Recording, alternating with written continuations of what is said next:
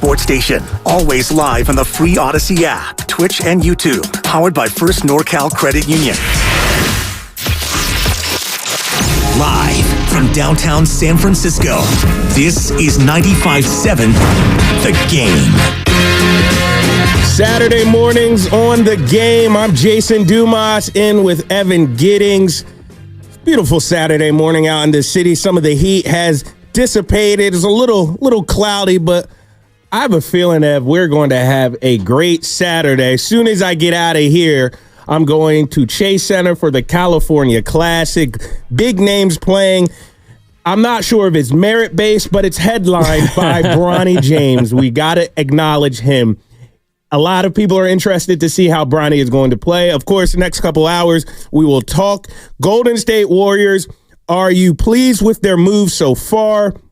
What do they have to do going forward? We will talk California Classic. We'll be all over the place. Ev, how you doing this morning, brother? Oh, I'm good, man. You happy to be rocking with you yet again. A little bit earlier in the day, though. I feel like we caught that kind of, afternoon, midday crowd from 12 to 4 last couple days. Independence Day, a little bit softer. Now people are actually enjoying and hopefully recovering from the last couple days. And it's interesting you mentioned the California Classic because it feels like we've been waiting for this build, right? Like the whole draft was sort of, constructed and advertised is just not really that interesting. There wasn't a ton of big players, but Bronny James was the headliner, and now he gets to headline at Chase Center. So it'll be interesting because I think a lot of people are going to watch these games. They're on ESPN, ESPN2, NBA TV, and I just feel like a lot of people are waiting to see if this kid can actually play. Not if he's good, but if he can actually play, because I don't know if we've been sold a false bill of goods.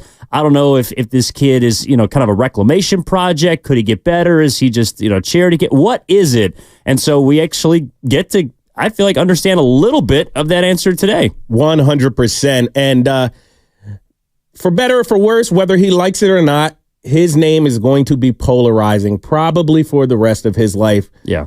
He can shut a lot of people up if he comes in and performs. If he comes in and performs, people will probably forget his pathway to the NBA.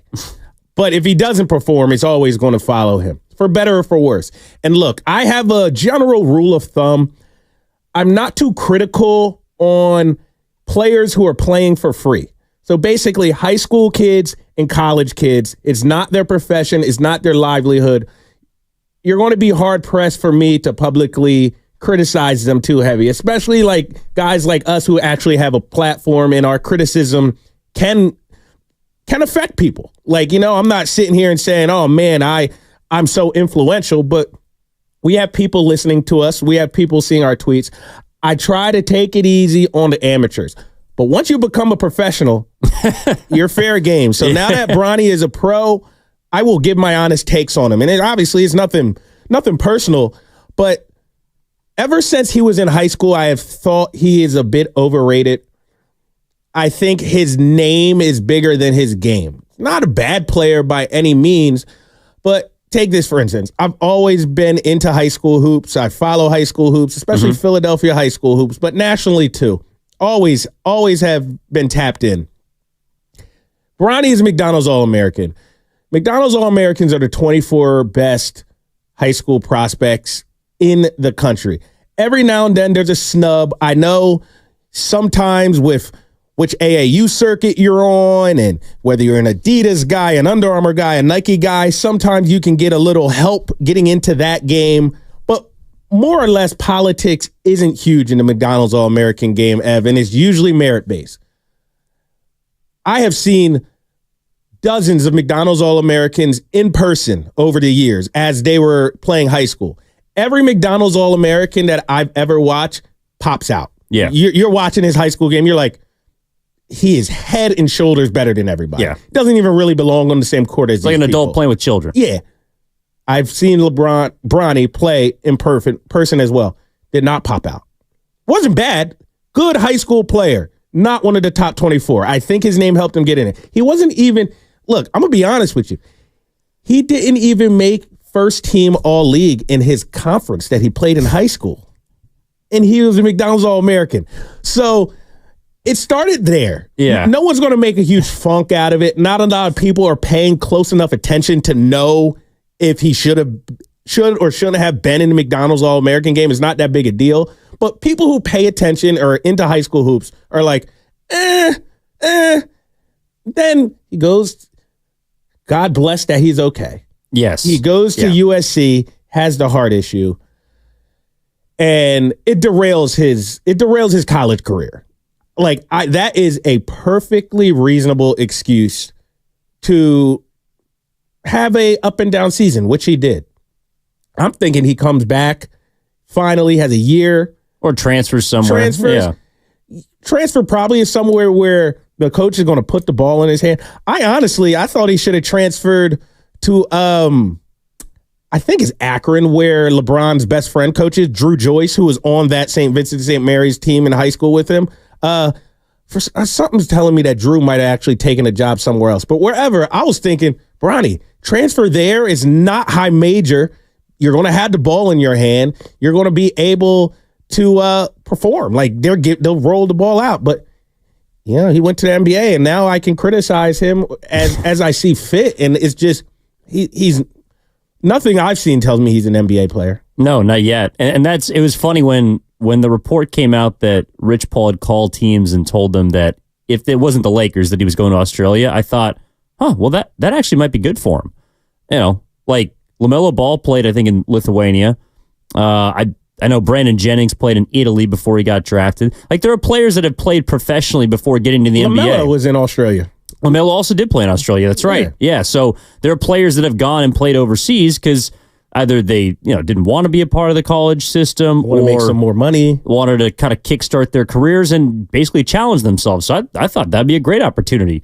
Right. But that wasn't ever going to be the case. The other thing that's funny too is like, so understandably, like the heart issue is nothing. That's nothing you can control, and I am willing to believe that certainly did not set a good tone for his season. But generally, in a draft, if something like that happens, okay, your stock falls a little bit.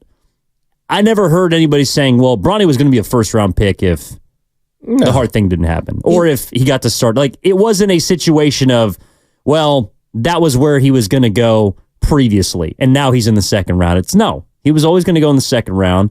He was always going to go to the Lakers. And that's why I can't necessarily point my ire at a 19-year-old.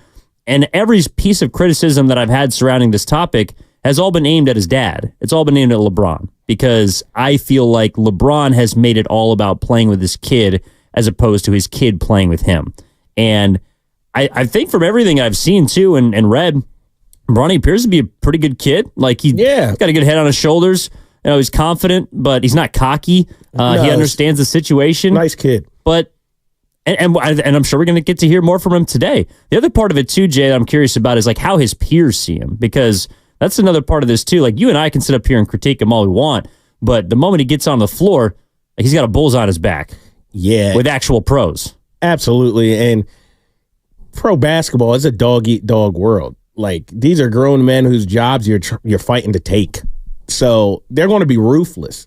And, it's just, I agree with you. Like, if I was Bronny, I don't even know if I would want to be in this predicament. Like, I would probably tell teams, don't draft me unless you want me. I do want no parts about being drafted because of my dad. I would have separated myself because, look, like, we know it's not merit-based. I would not want... Now, listen. Trust me. On the road to my career, anybody offering me any help, a spot, an opportunity, I'm going to take it. But I feel like basketball is extremely niche, and I would want to get it out the mud. I would want it to be a little more organic. But like I said, Bronny has a chance to shut all of us up.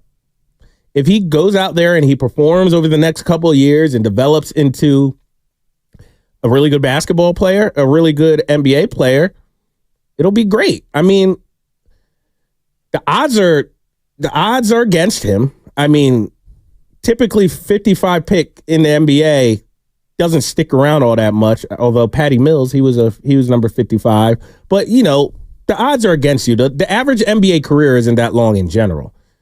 And it goes down each pick, it goes down. So the odds are already against him. Now, all we got to do is roll that ball out and see him play. And now, Bronny's not even the only interesting name playing in the California Classic. There's a couple guys I'm looking forward to. We'll get to the Dubs in a second. I guess first, Miami Heat, they have a local guy, Kashad Johnson. He went to San Leandro High School, graduated from there, played 4 years at San Diego State University, capped off in his 4th year, went to the national championship game with San Diego State University, the Aztec. He was a 3-year starter at San Diego State. Then he played his 5th year at University of Arizona. When he committed to University of Arizona, he had Steve Kerr on the phone congratulating him. Andre Iguodala was there at his commitment party. I was there too. So Andre was there, and that was fun. And he had an amazing season for Arizona, and he goes to the Miami Heat. So I know there's going to be a huge contingent of East Oakland in the building. That's where he is. I was at his draft party last week.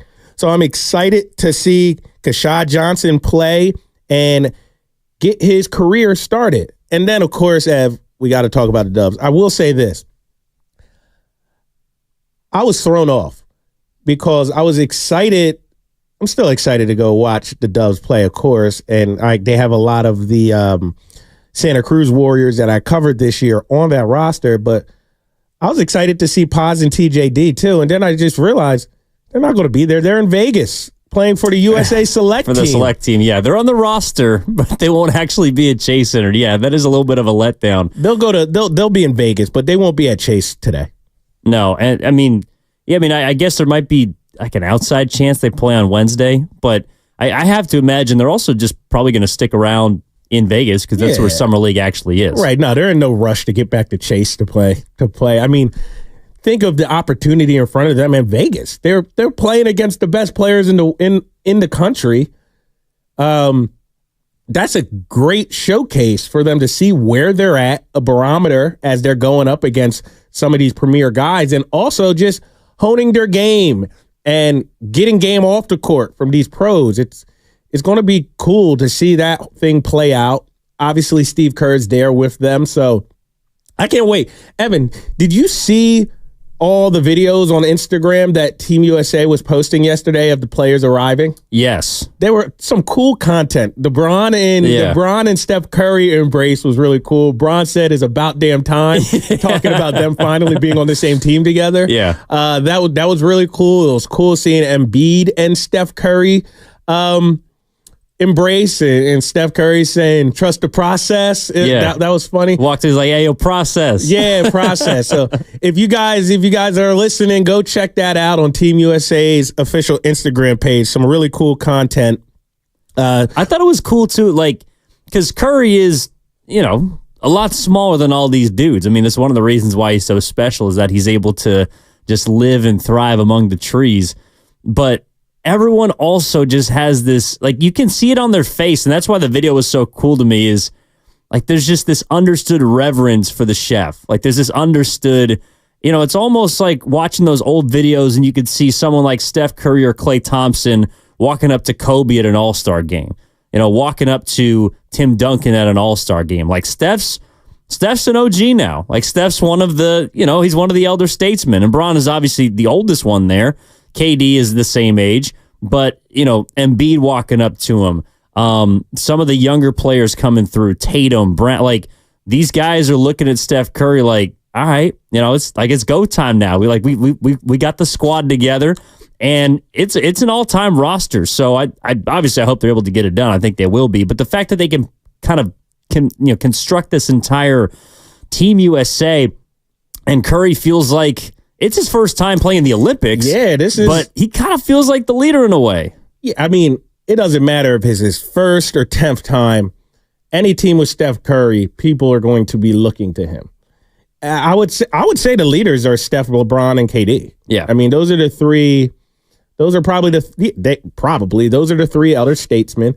This is probably the last dance per se. I don't want to say last dance because I think Steph, KD, and Bron all have like one more lap to like really be superstars in the NBA too, obviously. And when I say lap, I should say one more mile. So they have about 3 laps. Last Olympic team for sure, though. Yeah, last Olympic team. It's going to be great. I can't wait. I admittingly am not a huge Olympic guy. I just never really into it. I know everybody's been talking about the track and some of these other things I see on Twitter. It's never been much of Olympic sports have never been that interesting. Like the non-summer Olympics or just okay. Summer and winter. Yeah. Like I know a lot of people are into the sprinting and track and field and some of the other events. I just never got into them. But basketball, I'm into it. Like I love watching Olympic basketball. I love seeing the best of the best compete. And it's going to be interesting. Now, one piece of video I didn't see, Ev, our wish list, the recruiting doesn't look good so far. I didn't see Steph talk to Kawhi or Devin Booker. None of that was on video. Steph, that's a good point. You were supposed to be recruiting Devin Booker to come to San Francisco and be your Robin. Yeah, quit talking to KD. All right, get on his boy. Yeah, it's so funny too. I did see a picture of Kawhi showing up. Like everybody is like all jubilant, hugging. Kawhi is literally like doesn't say a word to anybody. He probably didn't even let people know he was there. He probably just went right up to his room, checked in. I wouldn't have taken it for the small roller bag too. Like he just kind of just walks in unsuspectingly. You know, it doesn't even say what's up. Just kind of like mutters almost to himself, and then just hangs a right. Goes straight to the 17th floor, kicks it, and just like, all right, when's the meeting? A really funny story with Kawhi. Just while we're on it, and we got 3 hours, so I'll tell it. I was told that when Kawhi commits to San Diego State pretty early too, in relation to when kids most usually commit. After he commits, he just continues to get way better. And obviously, it's San Diego State. Good basketball program, don't get me wrong, but there's also UCLA, USC right there. There hadn't been a ton of NBA players that come out of, right, or big athletes in general. Right. So he commits, continues to get better, and Kawhi, just communication isn't priority to him. I mean, you can just tell by looking at him. He's probably not a huge texter. Probably not going to be breaking down your door to call you to get on the phone. So the staff at San Diego State started to get a little nervous because he's blowing up on the court, and they have a verbal from him, and they're just like, I hope he doesn't get flipped. I hope he doesn't get flipped. We can't even get in touch with him. It got to the summer to when he was supposed to get up there and start summer classes, and they still hadn't heard from him. They heard from him for the first time when he arrived on campus for summer classes. That sounds exactly like Kawhi. They had no idea if Kawhi was going to even come. He gets there, has a great career, but it was just funny because they said the coaching staff was so nervous. They're like, we lost this kid. We can't even get him on the phone. Get him on the phone. That's ridiculous. Well, while we're on that aside, I don't know if you read this story, but Kawhi, because of like the myth of Kawhi, and no one really knows a ton about him. There's all these stories that have leaked out from his time at San Diego State, and one of them was again along the lines of not being a clear or just communicator in general. So his apartment complex on campus was right next to a basketball court, so he could go play pickup if he wanted to. Could be outside, all the rest. Kawhi only did basically 2 things in the apartment, and he ran the apartment. Either you're playing 2K on the TV, or he was watching Martin reruns. And that was the only thing that was allowed on the TV.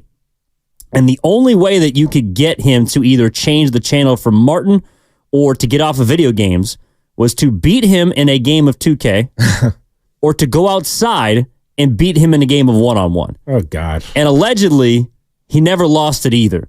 So Martin was the only thing that was ever on in their apartment because he loves Martin reruns, and that's the only show that he would ever watch. Right. So it's like those kind of stories just leak out because no one really knows too much about him, but he's evidently like just a simple man, and he'll be there when he's there. Like he's never been on anybody's podcast. Nope. Yo, it's funny. And you rarely hear from him, even at the podium. He's short. So, and it's gonna be a humble brag right now. So, Kawhi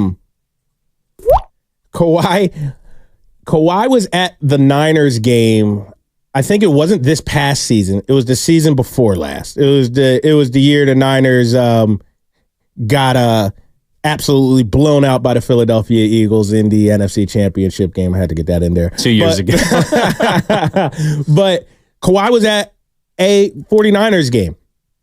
I see him standing by the end zone. It's pregame. You know how everybody kind of moseys around pregame down there on the field. I see him. He's with his boy. And he kind of comes up next to me. Naturally, he's just watching. I say, yo, what's up, Kawhi? We start kind of having small talk. I know he's a reserve guy, so I'm not sure how he's going to take to me talking to him. But I had kind of an in because of Kashad Johnson, who is playing for the Miami Heat today. At the time, Kashad was a senior at San Diego State University. I said to him, hey, number 0 on San Diego State, I've become really close with him, a good kid. Have you watched him play? He was like, 0. He was like, the Johnson kid. I was like, yeah, I'm close to him. Like, he's good. And Kashad was like, oh, yeah, he's a good player. So we started talking about San Diego State basketball because at that point, I had gone down to San Diego State to watch Kashad play at least 3 or 4 times. So we're talking about a couple players. And then I was just like, well, what are you doing in the Bay Area? He was like, oh, just came up because, I had some business up here.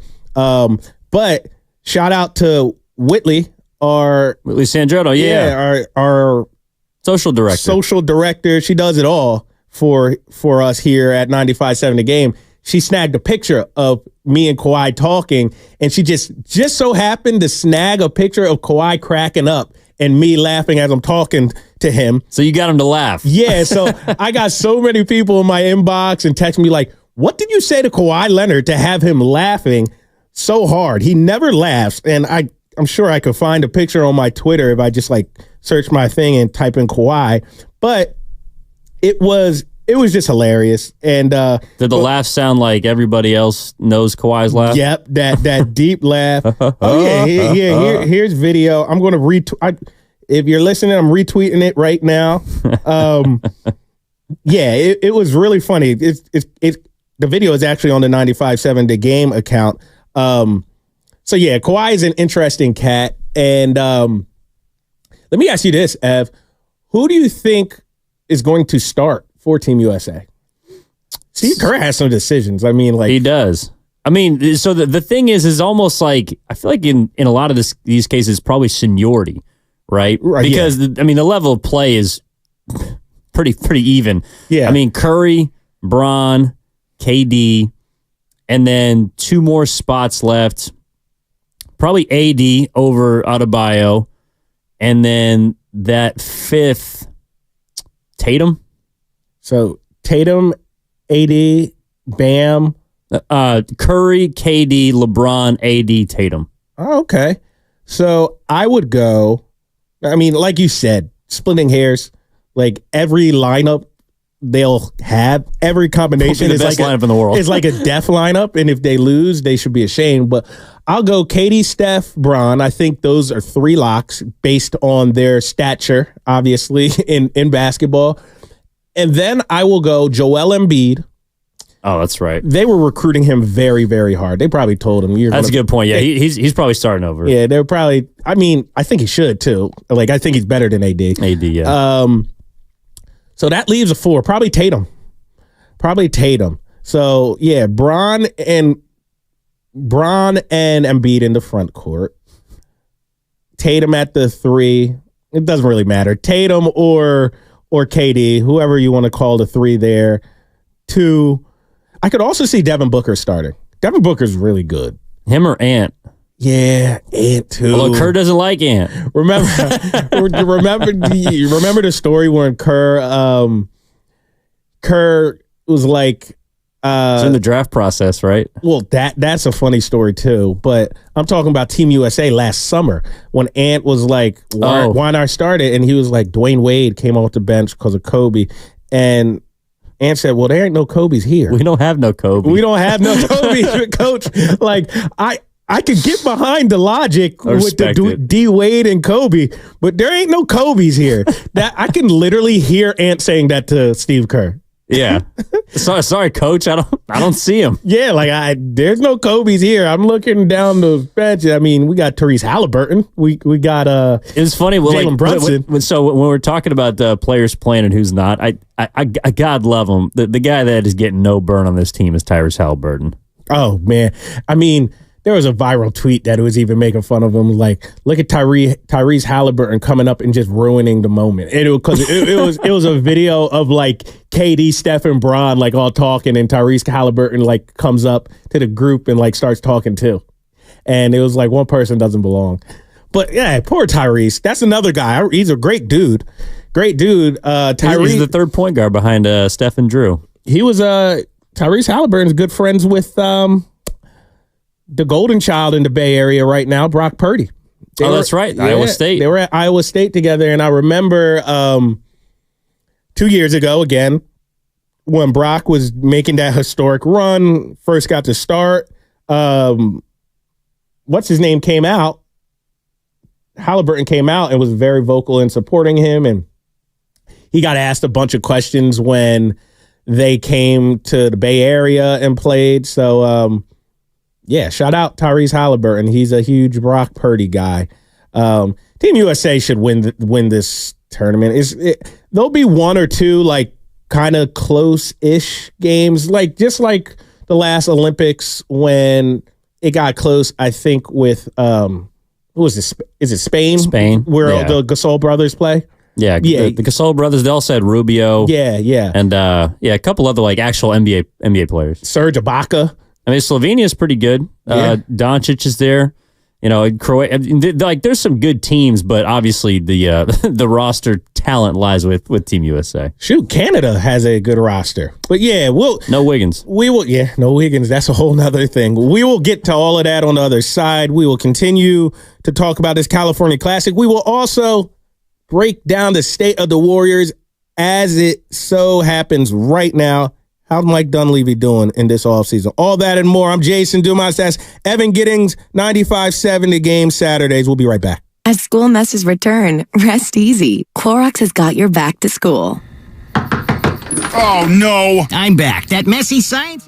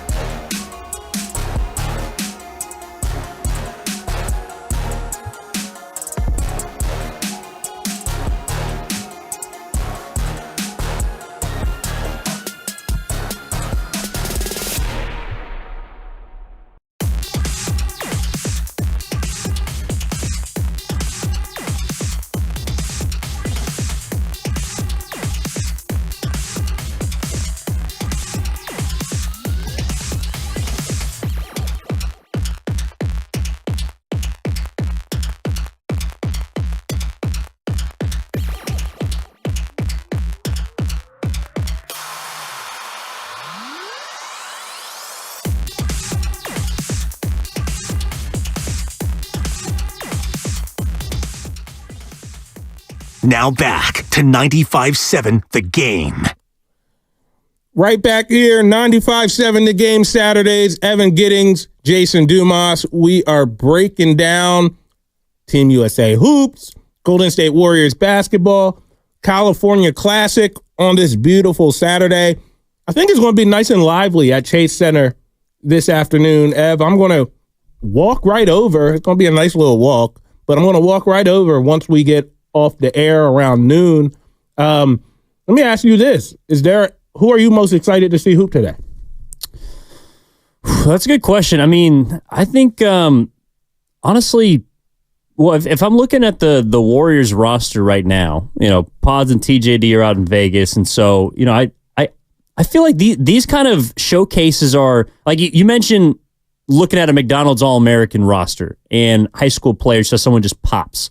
Yeah, it's just obvious, like, oh, he's just so much better than everyone out here on the court. That's what I feel like these showcases are for. Like, all these players are trying to be professionals. They're all obviously extremely talented, but like, who's gonna pop? So as far as like a player, I'm curious to see how Guy Santos' game is coming along. Someone like Pat Spencer, who came on at the tail end of last year for the Warriors. I'm curious to see how he's doing. But then in general, like I wish I could go. I have a broadcast later at 2:00, so I won't be able to make it by tip. But like what I would basically just do is actually just don't give me a roster up until, I don't know, maybe the end of the first quarter, halftime. I just want to watch, survey, and see who pops. Right. And then let me start learning about that player, because I just want someone to jump off the screen. Yeah, for sure. And, all these, it's what I learned. I always knew it, but I got to see it firsthand this year and actually genuinely appreciate it. But it doesn't matter what level you're in, whether it's the NBA or the G League. These guys are so good. Yes. Like, I got a front seat to about 30 G League games this year. And these guys who are just fighting tooth and nail for an NBA call-up are so talented. Like, for instance, shout out Kendrick Davis. There's so many guys I could shout out, but if you follow the Warriors close, you might know this name. Kendrick Davis. He was on the Warriors Summer League team last year, and he played for the Santa Cruz Warriors this entire year. I think he was first team all rookie in the G League or whatever. I don't know the exact accolades he received, but really, really good. I know Chris Paul took him under his wing. Really good. And he's a guy who I'm not sure will ever stick and get a legit NBA shot and be on a roster. And I watched this kid play, and he's like one of the most talented point guards I've ever gotten to watch in person. He's a little undersized, but like, he's just an example. He's on the Portland Trailblazers Summer League roster. I just looked up because when I saw he wasn't on the Golden State Warriors roster when it came out, I was like, where the hell is Kendrick playing? But he's playing in Portland. But my long-winded point is this. All those guys can play. So everybody you're going to see today at Chase Center at the California Classic is extremely talented. Another guy, really, really good. He plays on the Miami Heat, Cole Swider. He's a guy who I will stick in the NBA at some point. He just needs his opportunity, but he shoots the ball at a high level. He plays on the Miami Heat right now, so we'll see him. What college did he go to, Jay? It's right on my head. He went to Syracuse University. He actually started at Villanova, which Villanova, their campus is 5 minutes away from my parents' house and where I grew up. And then he went to Syracuse. So I've been watching Cole. I've actually been watching Cole since he was in high school. Because like I said, I'm into the high school recruiting scene. And I remember Syracuse was recruiting him heavy when he was in high school. So I was like, let me lock in on this guy. He played from Rhode Island, played in one of these big time high school conferences for prep schools. And obviously made his way to Nova, then to Syracuse. And he was on the Lakers for his first year in the NBA, then got traded to the Heat. So he'll be playing. He's another good player. I'm really excited to see this two-way kid from Virginia, who the Warriors drafted, or they didn't draft. They signed Reese Meekman, yeah. Yeah, he's a guy who I haven't watched much of, which is surprising because I watch ACC basketball because that's my alma mater's conference now, which is kind of gross. So I miss the old Big East. But I haven't seen Reese Beekman play, so I'm looking forward to that. Pat Spencer, he's a guy who the Warriors had him on a two-way. I assume he'll be on a two-way next year with the Warriors. I think so, yeah. Yeah, because I don't think you can be on a two-way 2 years in a row, but I don't think last year counted for him because he got brought up Signed at the very end of the year. late in the season. So I don't know all these damn rules. I probably should be more heady about them, but I think Pat Spencer will be around with the Warriors next year, which is very exciting because Pat Spencer really, really good, and his story is crazy because he didn't play college basketball until his 5th year in college. He's like the best lacrosse player of all time. Yeah. That's not even hyperbole. It's Must be nice. It's like he's just really, really good at lacrosse. So his story is amazing. Super competitive guy. He was the guy he was the guy Santa Cruz Warriors PR would be like, so I had to do a sideline interview and a walk-off interview even after a loss, which is unique because a lot of teams don't do the interviews after losses. They won't send players. Right. Yeah. So I remember my first game, I was like, oh, even after a loss, I talked to a player walking off. Oh, and so they're like, yeah. What happened today, bud? And exactly. It's kind of awkward, but it makes you better at your job. You got to ask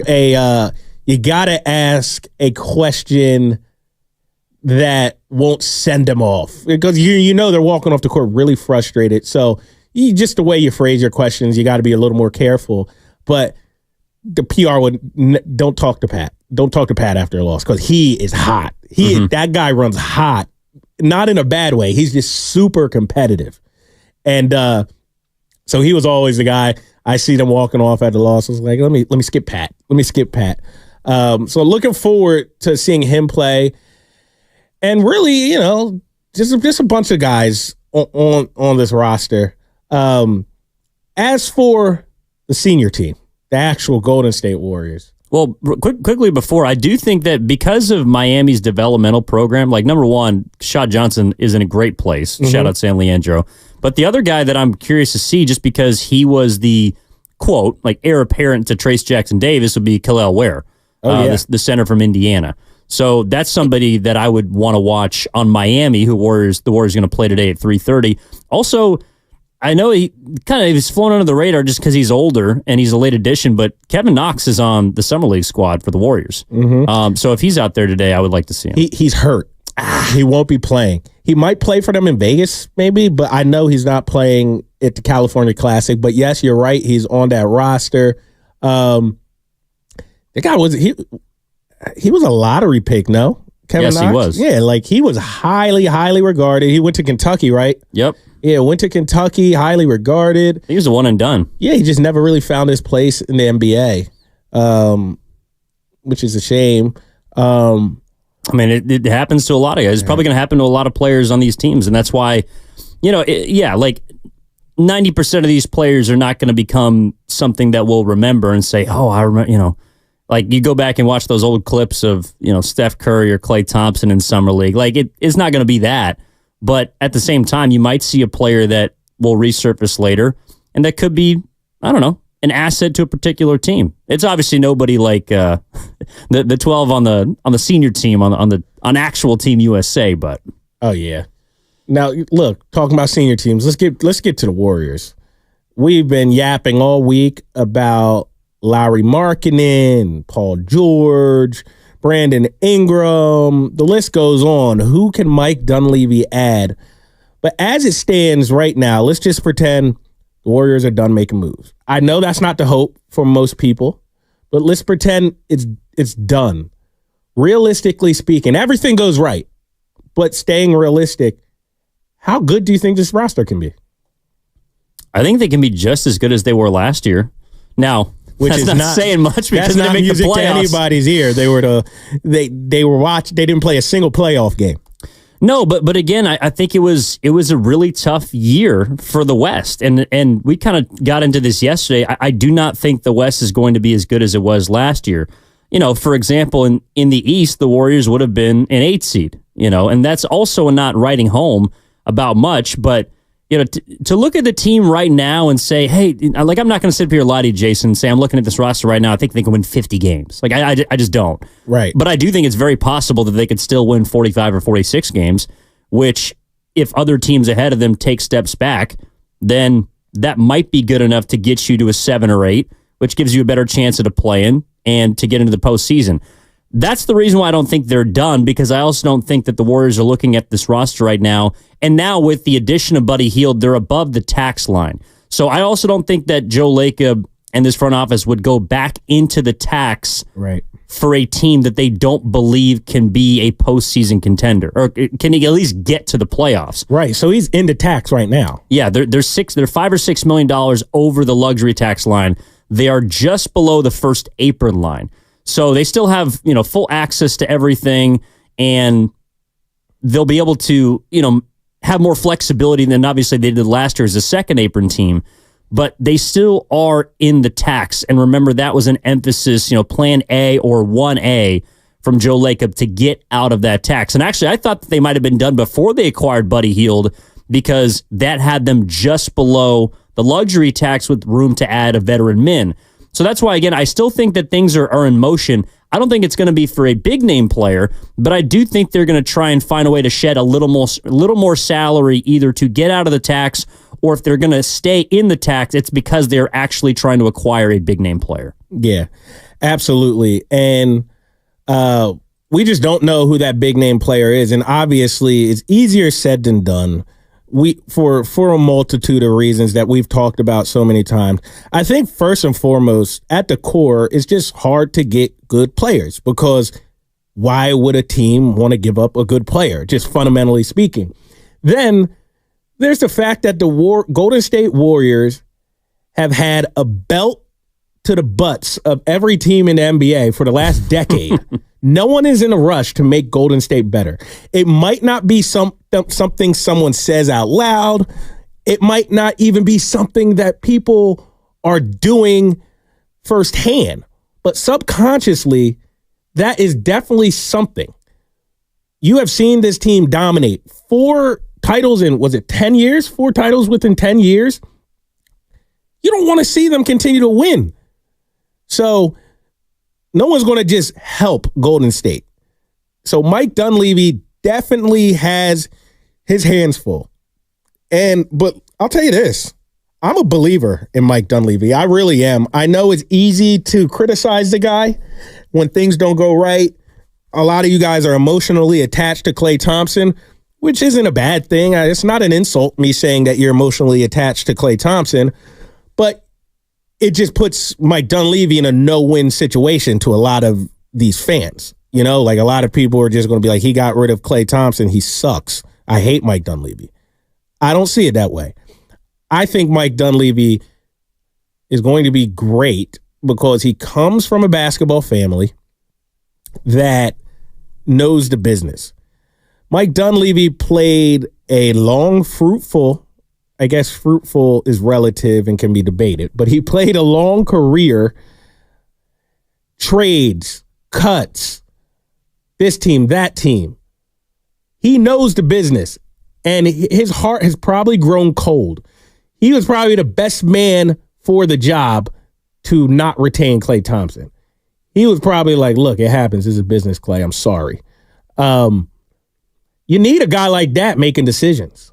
Bob Myers was not that guy. That's probably why Bob Myers left. Now, I am not saying Mike Dunleavy is a better GM than Bob Myers. I'm just saying when it's time for change, you need a guy who's cold-hearted. His dad was cold-hearted. Mike Dunleavy's pops was cold-hearted. So it is what it is. I believe in Mike Dunleavy. And it's, I thought we had someone on the call line. We don't. Anyway, back to my point. Mike Dunleavy is one of these guys who can get you out of the storm. I'm talking myself into him in live time, but I think Mike can really get this thing going. And the trade that the Warriors are looking for is going to be a name that we did not think of. It will be a name that we did not think of. It's not going to be Lauri Markkanen. whenever everybody is talking about one player, and we do got someone on the call line. I'm going to get to him in 1 second. Let me just finish this point. Mike Dunleavy, he's going to get somebody. I have a feeling it's just going to be someone we haven't heard of. Now, we got our guy, Fillmore Mike.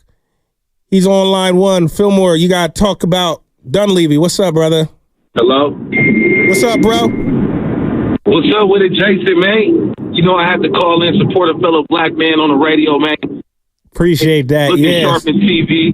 I've been seeing you scooting around. You was scooting around. No, you ain't got the limp no more. You was scooting around in your little thing. Yeah, all love. I'm off the scooter now. I'm off the scooter. How you feeling? Yeah, I just got the boot. Got you. How you feel about Mike Dunleavy, man? I'm talking him up. I got this feeling you're about to tell me I'm crazy. No, Mike Dunleavy was a horrible warrior.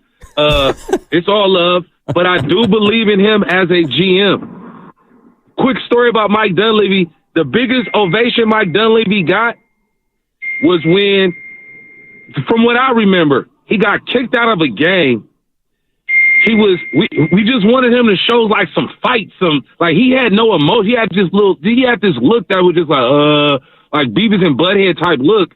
And he got kicked out of a game, and I swear to God, you would have thought that he hit a game winner. The crowd went crazy, and they loved it. That was I think his biggest ovation at Oracle Arena at the time was when he got kicked out of a game. He showed some emotion. He showed some fight, and yeah, man. And I like the fact that Joe Lacob is kind of tapped in as far as like he kind of knows what the fans want. Nobody as a fan liked Mike Dunleavy like that, but he don't care. He knows that he has a great basketball mind. And so, like you just said, he knows the business. His dad knows the business. He's been in around basketball his whole life. So I put my trust in Joe Lacob, man. Joey Lightyears. Yeah, I agree with you.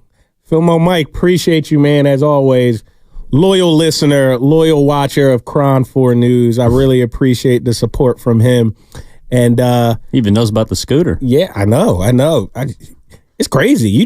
Sometimes you forget you're in a fishbowl and people are watching you. I got to watch myself sometimes. Let me tell you this. Mike Dunleavy was cold at Duke. He was a bad, bad boy at Duke. I thought he was going to be way better in the NBA. I remember watching those Duke teams. I think he did too. Yeah, seriously. I think whoever drafted him. Did. I think who drafted him? Was it Chris Mullen? Wasn't Mullen in the Mullen or office? Saint? One of those two guys. I'm not sure. Yeah, shout out Mully. That's my guy. But Mike Dunleavy, he gets it. Like he knows, and it seems like he has a really good eye for talent. I mean, he had an amazing first NBA draft. On paper, he hasn't played yet, but I really liked his Quentin Post pick as well. So it seems like he's a great talent scout too. The thing is, what he'll be judged on, can he make deals? Because he's a GM. To be a GM, a good GM, you got to be more than just have a great eye for talent. You got to be able to wheel and deal and make moves. We know Joe Lacob, he's a relationship guy. That was probably his best quality. Just having great relationships, having great respect, and being able to make moves. You got to have Mike Dunleavy doing the same thing. Now, we talked about Lauri Markkanen like all day yesterday, Evan. Do you think we can put that to bed? Or do you think it's still a chance? I mean, there's always a chance, but I think we can pretty much put it to bed. The issue is that we keep hearing these reports leaking out. I think the latest one was from Mark Stein about the Warriors continuing to move in talks with the Jazz about Markkanen.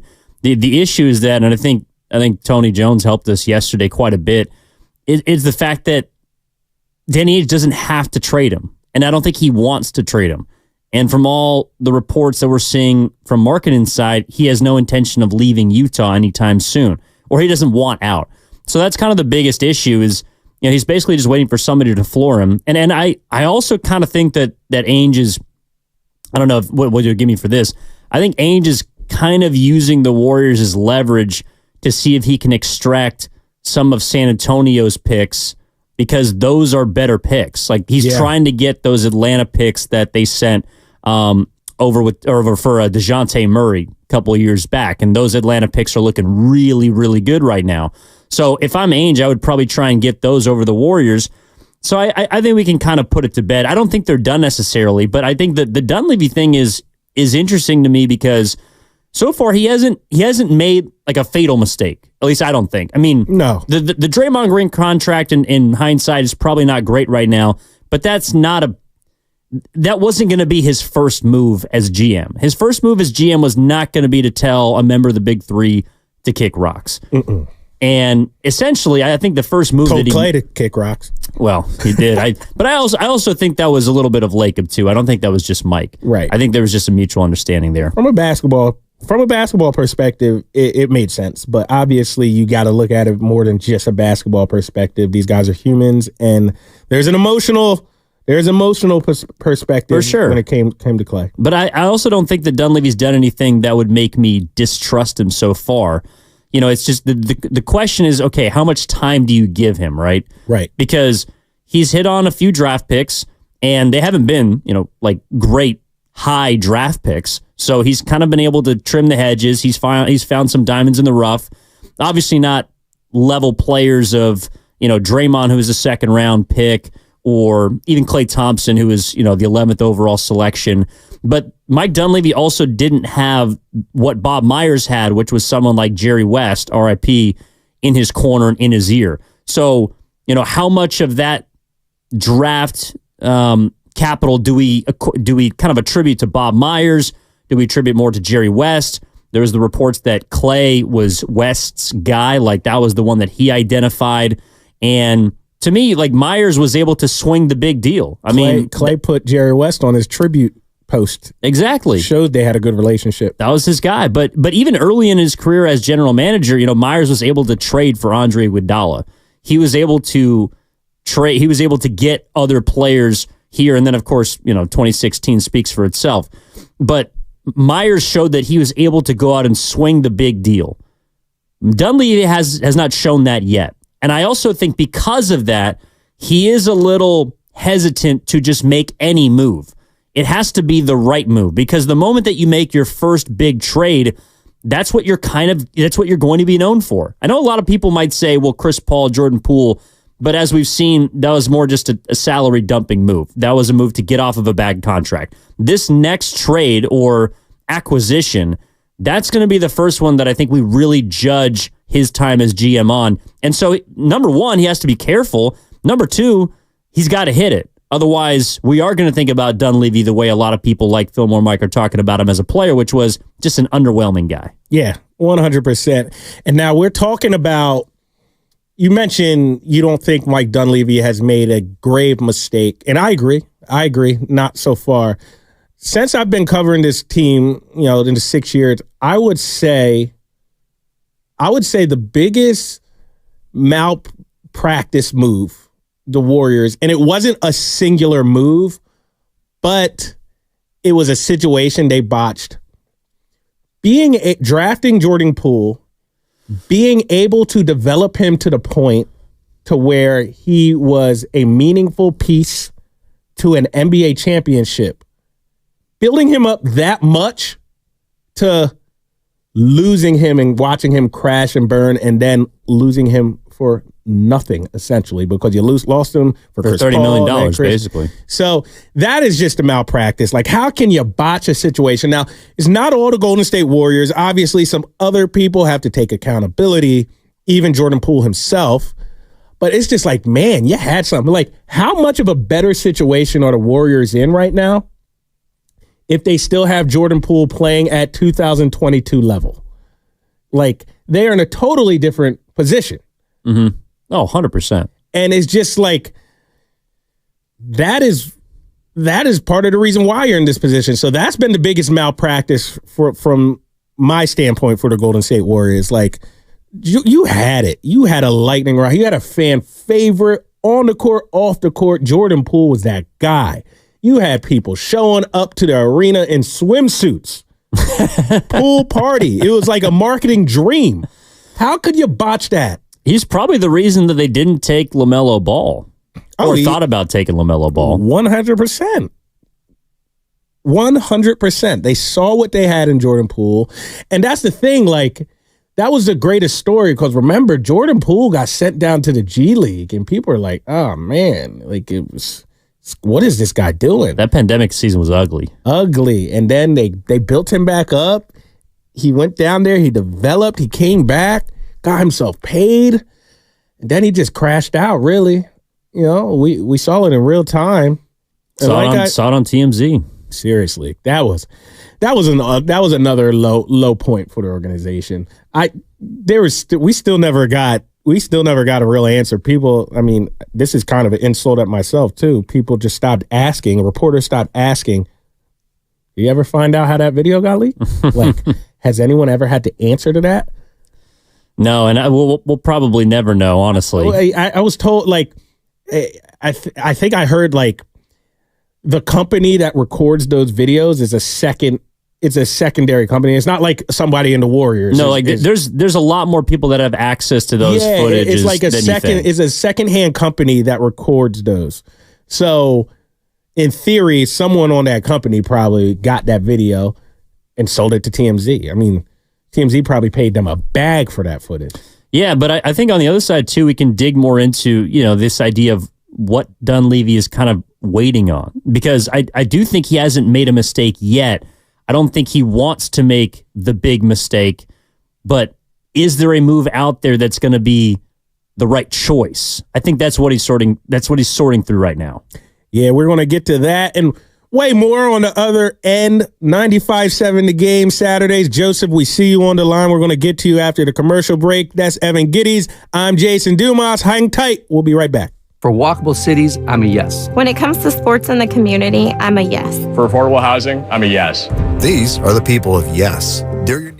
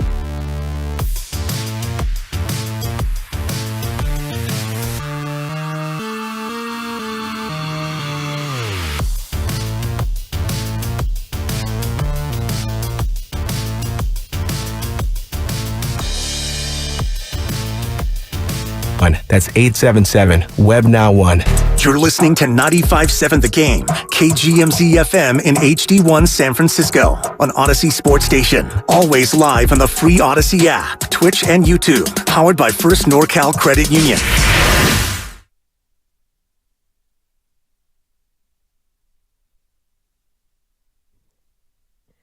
Absolutely incredible. Now back to 95.7 The Game. It sure is absolutely incredible. I feel like it's going to be a great day. Talking sports on 95.7 Saturdays. Evan Gidding. I'm Jason Dumas.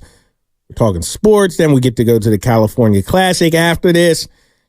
Nice little fight on tonight, too. Shakur is fighting. So, great sports day for me. We got some, I don't know whether to call it breaking news, but Slovenia, they just lost in the Olympic qualifiers to Giannis and them. So that means Luka will not be in the Olympics this summer. Kind of a surprise. Yeah, I think so. I mean, I think that the bigger upset was the one where they lost to Croatia, and Dario Saric's team had a great game. But yeah, triple-double. Pretty much came down to Greece and Slovenia. But to your point earlier, Jason, it's, USA obviously has the best roster, the most talent on their team, but there are some pretty damn good squads looking around. Right now, basically, Lithuania, who beat Team USA last summer at the World Cup, they got Sabonis, Valanciunas, Latvia, who also reached the quarters last year, has Porzingis on their team. France has got a couple of big names in Wembanyama and Gobert. And then the team that a lot of people, I think, have their eyes on as well are the Germans with the Wagner brothers, one of which who just got paid max money yesterday in France, as well as Daniel Tice. So there's a lot of really good teams that USA is going to have to go through. The question is, if they're going to be able to just dispatch them as easily as we assume. Yeah, and we haven't, and I want to get to a caller, and we'll get to the caller in a second, but after we chat with Joe, I want to get into Wiggins a little bit because I got you. Very interesting how the Warriors did not let him participate in the Olympics. I know they're calling it a mutual decision, but I ain't so sure about that. We'll get to that in a second. Let's go out to Joe in the city. What part of the city you calling from, Joe? Where you at right now, brother? Yo, what's going on? I'm right by Union Street. I just grabbed some coffee at the Union Coffee Roastery. Great spot. Boy, that is a good spot. How you doing, man? I know you want to tap Poole and Wiggins. What's up? Yeah, I'm good, man. I'm in a boot, too, on my left ankle. What you do? I got ankle surgery. I just, I'd sprained it so many times, and then the most recent one just didn't really get too much better. So Gotcha. Well, so we can bond over the boot. It's a pain in the butt, I'll tell you that. Rest up, Joe. And especially in the warm weather. But anyway, I'm really enjoying listening to you guys. You're doing a great job. I think the Poole segment that you just were talking about, I was thinking about this the other day. I think his reputation is not great here, but watching him like that Nuggets series in 2022 when he was just like next level, an automatic 30 piece. Like, I haven't been that excited watching games. I mean, it's the Warriors, so you're always excited, but that was so fun. And to think that how that then materialized down the road is really, it's crazy. It's like unprecedented to have that type of player and the way it did. And you mentioned you wanted to go into Wiggins. Yeah, really my basis for calling. Yeah, I mean, I've really enjoyed Dunleavy so far. I think he's the type of guy that we need. I don't know what options they have had to get off of Wiggins.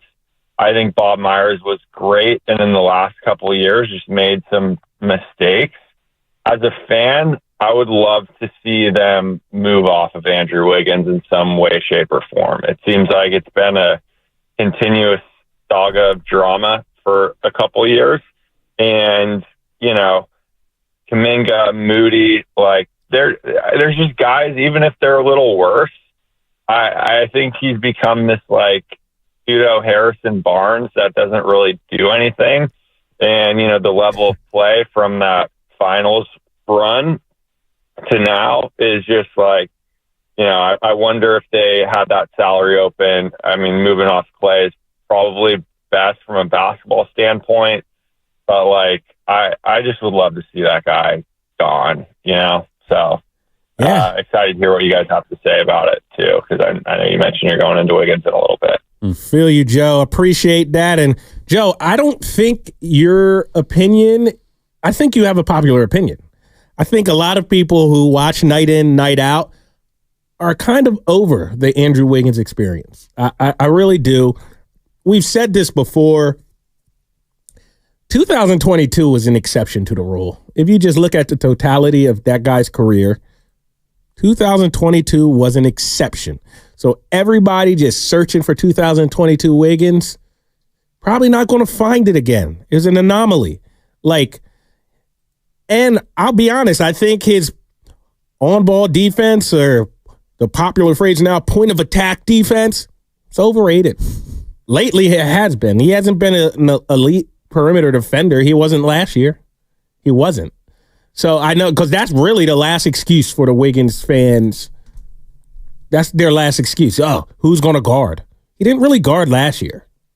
He was like average at best. Yeah, he had his classic Wiggins. Some nights he would be able to dial in on a perimeter player, and other nights it felt like he was a turnstile. And I think what highlighted it for me was when he had that 3 or 4 game absence on the East Coast road trip when Moses Moody was able to step in. Moses wasn't an incredible just lockdown defender. He kind of locked up Jalen Brunson. He was able to get in front of Jalen Brunson. He also guarded Tyrese Maxey on that road trip, and I believe also Halliburton, because they played those teams in succession. Not only did the Warriors win those games, but Moses Moody was able to hold his own. So that put it into perspective to me that Wiggins is a good defender when he's locked in. Yeah, for sure. They also have players that can step in and kind of do what he does just because he's inconsistent. Like Wiggins' all-time performance against Jason Tatum during that finals, he made Jason Tatum's life hell. But like we said, did the same with Luka. Yeah, for sure. Then dunked on him too. and like I said, though, that was an exception. That is not the rule. So, I see people on Twitter and look, I don't want this to become a Andrew Wiggins bash session. It shouldn't be that. And I think you could look at his Warriors tenure as successful. If he got traded tomorrow, I think you look back, it was a successful tenure. He helped them win an NBA championship. Most people said he was the second best player on that championship team, which is completely fair. I don't think that is a wild opinion. But it's time to go. It's just time. I think you can get similar production out of Moses Moody. I think Moses Moody can grow into a really good defensive player with more reps. And, what else? I mean, look, at this point, moving on from Wiggins might just be a salary dump move, which is a shame, because if you said something 2 years ago, you could probably trade Andrew Wiggins and get a haul back. But now it's not. It's just not. You'd be able to get something. Yeah. At this point, he's not quite Zach LaVine because he's not owed as much money, but I think people around the league probably view their contracts in a similar vein. And it's because you don't really know what you're getting. You're on the hook for another, I think, $85 million over 3 seasons. And he isn't a player that is a starting caliber two-guard or two-way player every single night. He can be, but the issue, it's almost like, if you have a player on your roster that has the ability to do something, you have to play him because they have a ceiling, right? If you've seen it, you're willing to kind of wait it out. I think people and a lot of Warriors fans, the sentiment that we heard from Joe and we've heard from a lot of people over the last 3 days, Jason, is people are just are done waiting. Like people are done waiting to see if that 2022 version of himself is going to show up ever again. And even if it does, well, is it going to be once a week? Is it going to be once every 2 weeks? That flash in the pan, I think, is almost a tease at this point that people just want to remove themselves from, because the fact that they do see it infuriates them more every other game that they don't see it. Remember he went through that stretch this year where he just couldn't hit a free throw either? Yeah. It was like crazy. Those were post-game questions. Like, what's wrong with Andrew's free throw shooting? It's like, I don't know. You got to ask Andrew. Yeah, it's like, but that's my point. It's like, we're talking, like, it was bad this year. Like, he was playing terribly at one point. And then he would get going and then he would have like a nagging injury or something, or then he would have to be away from the team for a hot second. It was just crazy. And I just, I want to pull. I mean, he averaged 13 points per game. Like, Andrew Wiggins should be averaging minimum 17. He really should be around 19 to 20, if we're being honest. Yeah. They paid him to be the second leading scorer. I mean, they paid him assuming that Klay Thompson was going to decline a little bit and get older and probably be relegated to, a third scorer. And in a perfect world, if you have Curry, obviously, as your leading scorer, Andrew Wiggins around 20 points per game. I think they also paid Poole, assuming he could be, an 18 to 20 point per game score. And then Klay Thompson takes a back seat. Like, if things had worked out the way that the Warriors intended them to when they paid both Wiggins and Poole, well, then you do have, at this point, even if Klay isn't on the team, 3 legitimate scores. But of course, one, for reasons we don't have to rehash, didn't turn into that player. They got off of Poole.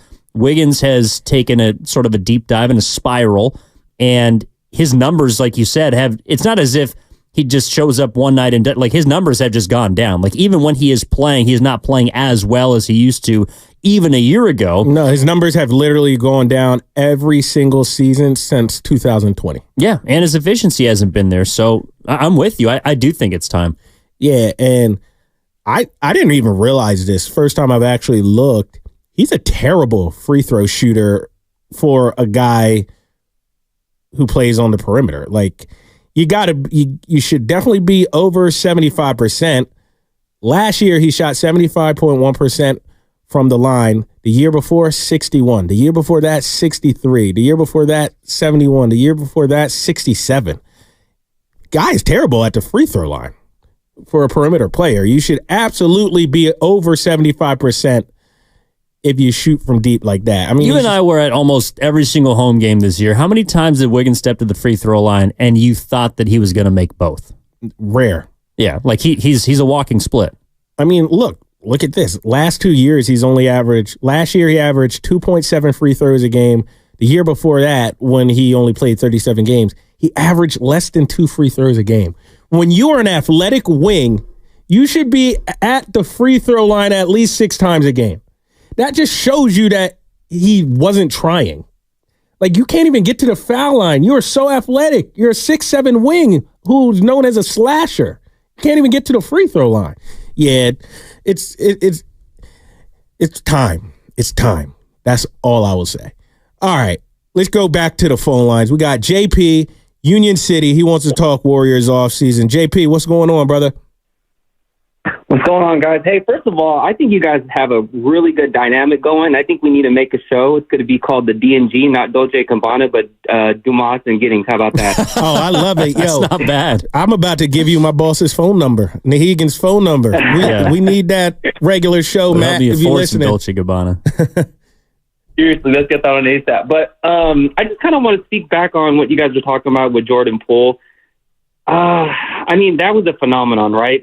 What that pool party reminded me of was like Linsanity. It was almost at that level. Good point. And there was just something about it that like really just upped the level of like, just Dub Nation. But if you think about it though, this team has always been about like being intellectual. And there's always been a good barometer of like emotional intelligence. And it was unfair to Jordan Poole how great he was. We always compared him to Steph because he was supposed to be the replacement of Steph.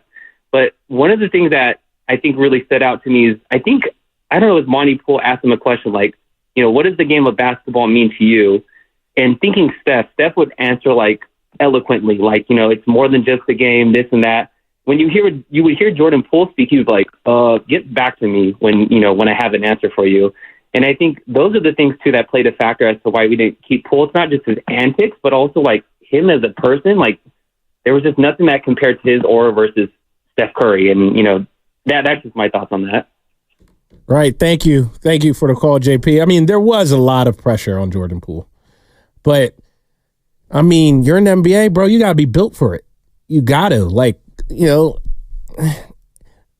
he had pressure, but so what? We all have pressure, relatively speaking, in our lives. It's how you react to pressure, I mean, clearly he wasn't built for it, and, that's part of the reason why it probably didn't work out. Like I said, it's not all Jordan Poole's fault for reasons that are beyond obvious.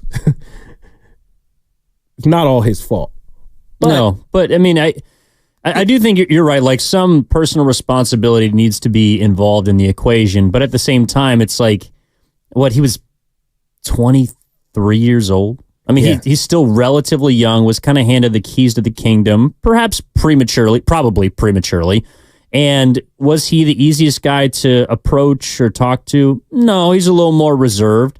There was the famous, I think it was during his rookie or sophomore season when he had the timer out during his post-game pressers. Yeah. He'd had his 4 minutes and then it would go off and he'd look at Ritter and say, I'm out, essentially.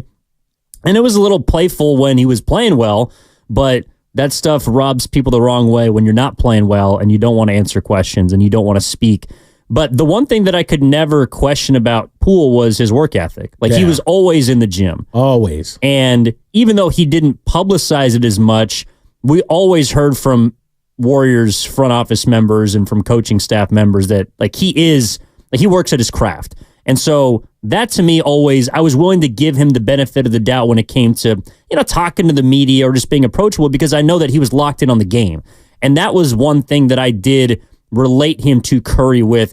Being compared to Steph is just not fair. It is unfair for anybody to be compared to Steph Curry. He is one of a kind, not just as a player, but as a human being. So to say that he's not acting like Steph, to me, is completely understandable. Who does? But the one thing that he did do that I thought was reminiscent of Curry was work his ass off. And that's why I felt like he was somebody I was willing to believe in.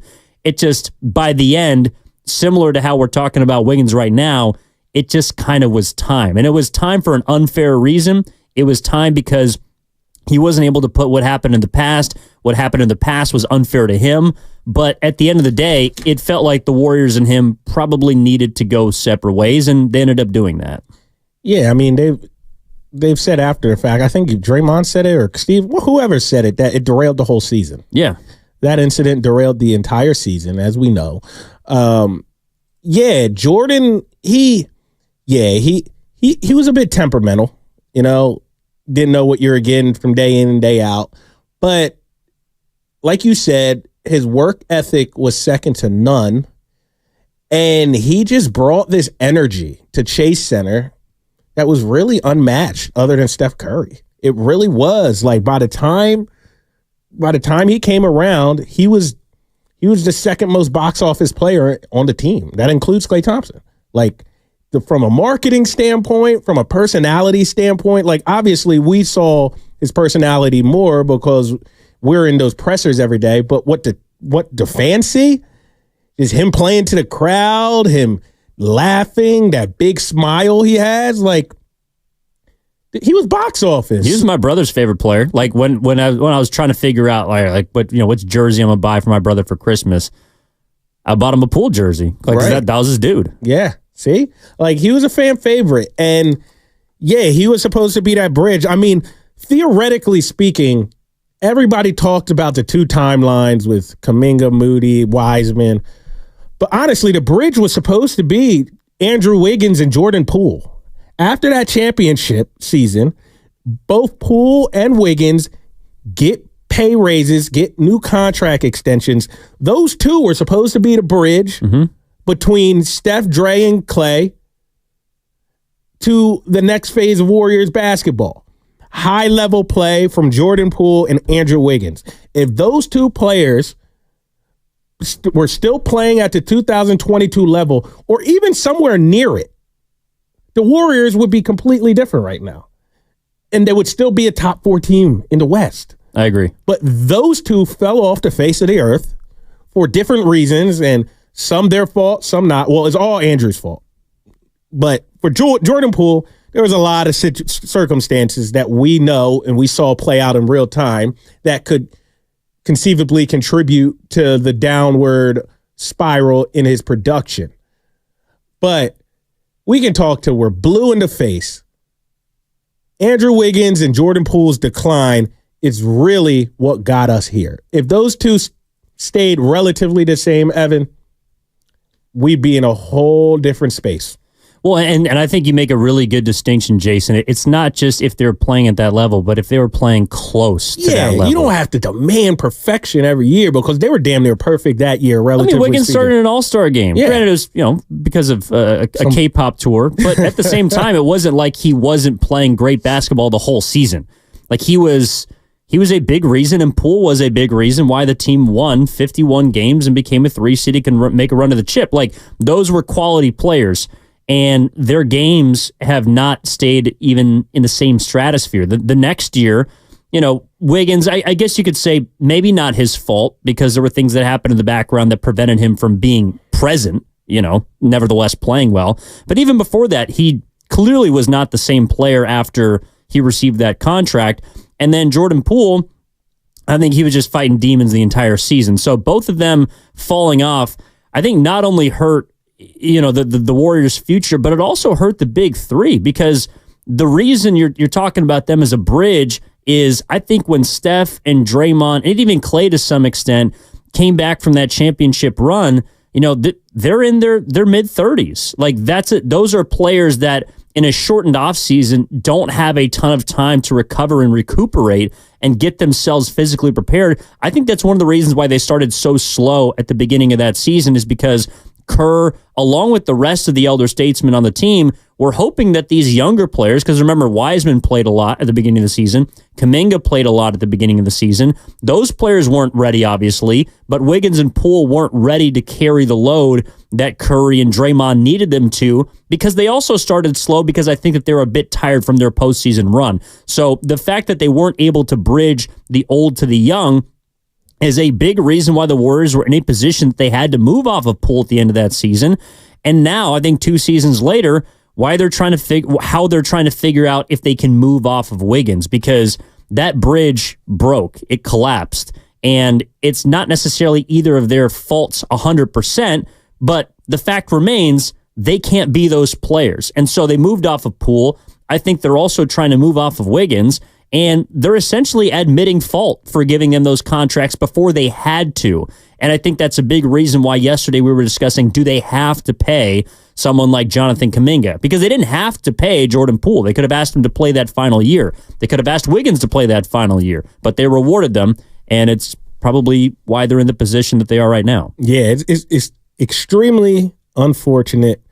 You took bets on 2 guys, and it just did not live up to it. And, now you're in a position where you're trying to retool your team, and hopefully Mike Dunleavy can go out there and get a big fish. Now, we're speaking of old guys. Did you see that James Wiseman just got himself a second contract, right? Yeah, not really guaranteed, though. It's like... it's like a 2-year deal, but the second year's, I think, a team option, and it's partially guaranteed. Yeah, right. Indiana. With the Pacers. I think this is his last shot in the NBA. Like, I think this could be his last contract. If he doesn't play well this season, I think it's over for him. And I don't really know how he's going to get on the floor. So who are their big men? They have Miles Turner, obviously. Miles Turner. I guess they let Jalen Smith walk. Is he still restricted free agency, I believe. But they re-signed Obi Toppin. They don't play a lot of traditional 5, so Wiseman, outside of Turner, but Turner can shoot the 3 pretty well.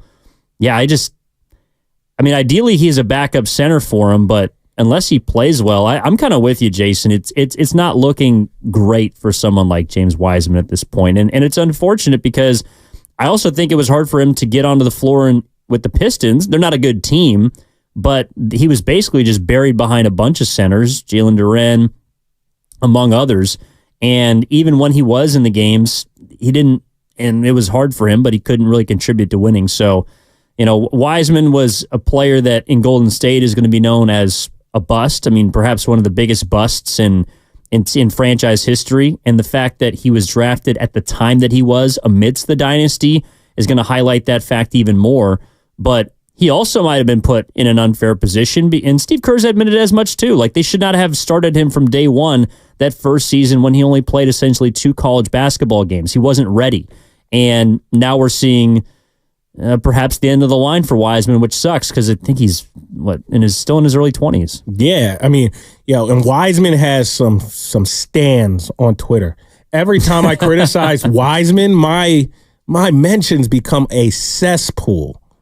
It's crazy.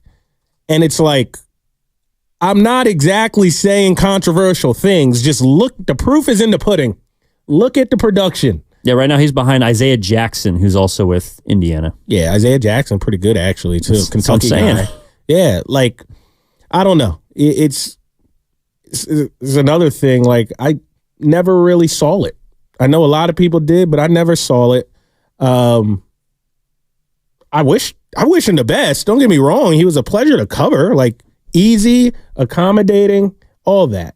But hopefully it works out for him in Indiana. We're halfway through.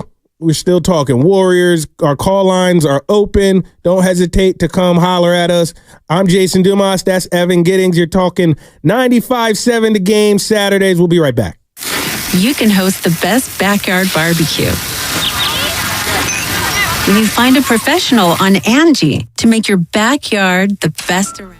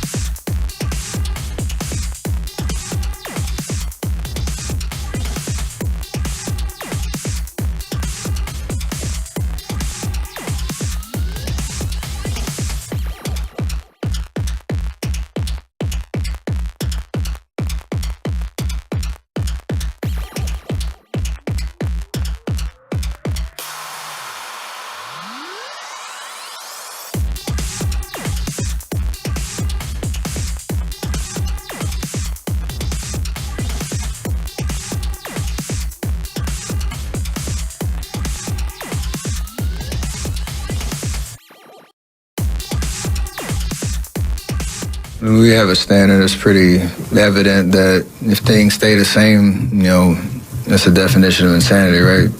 Keep doing the same thing, expecting a different result. So now back to 95.7 The Game.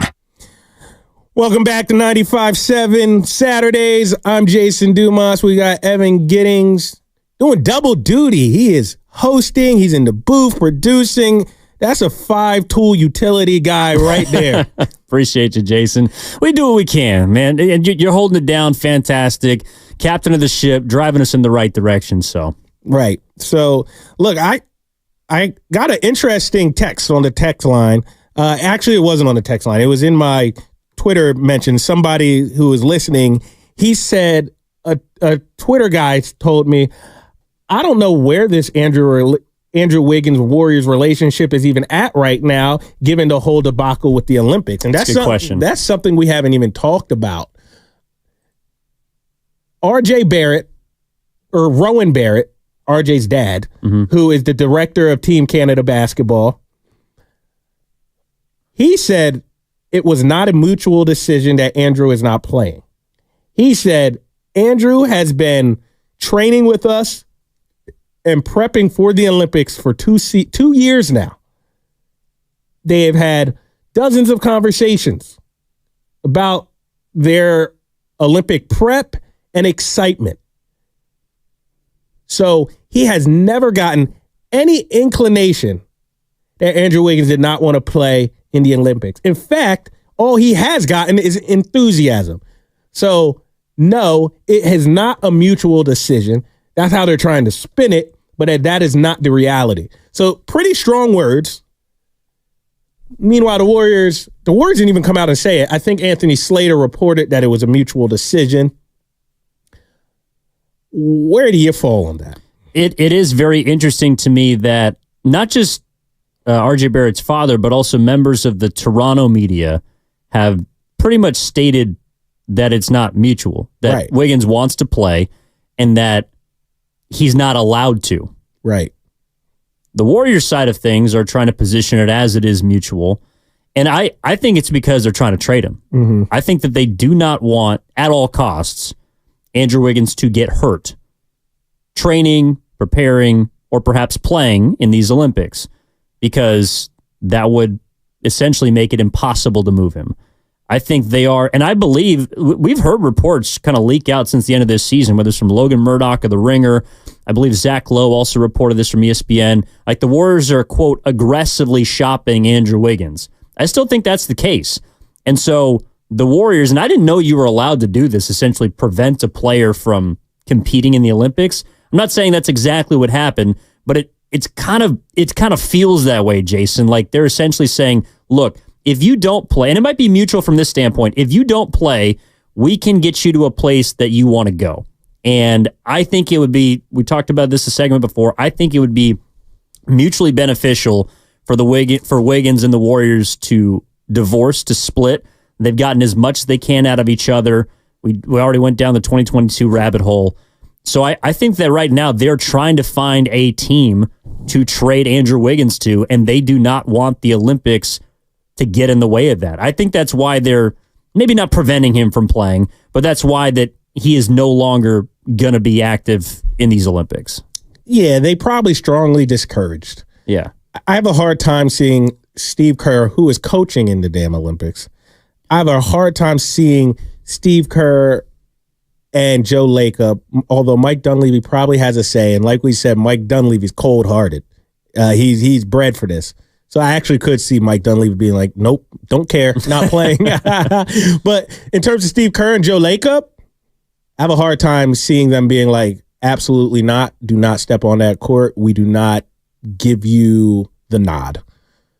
It was probably, like you said, you should really just chill out for the summer.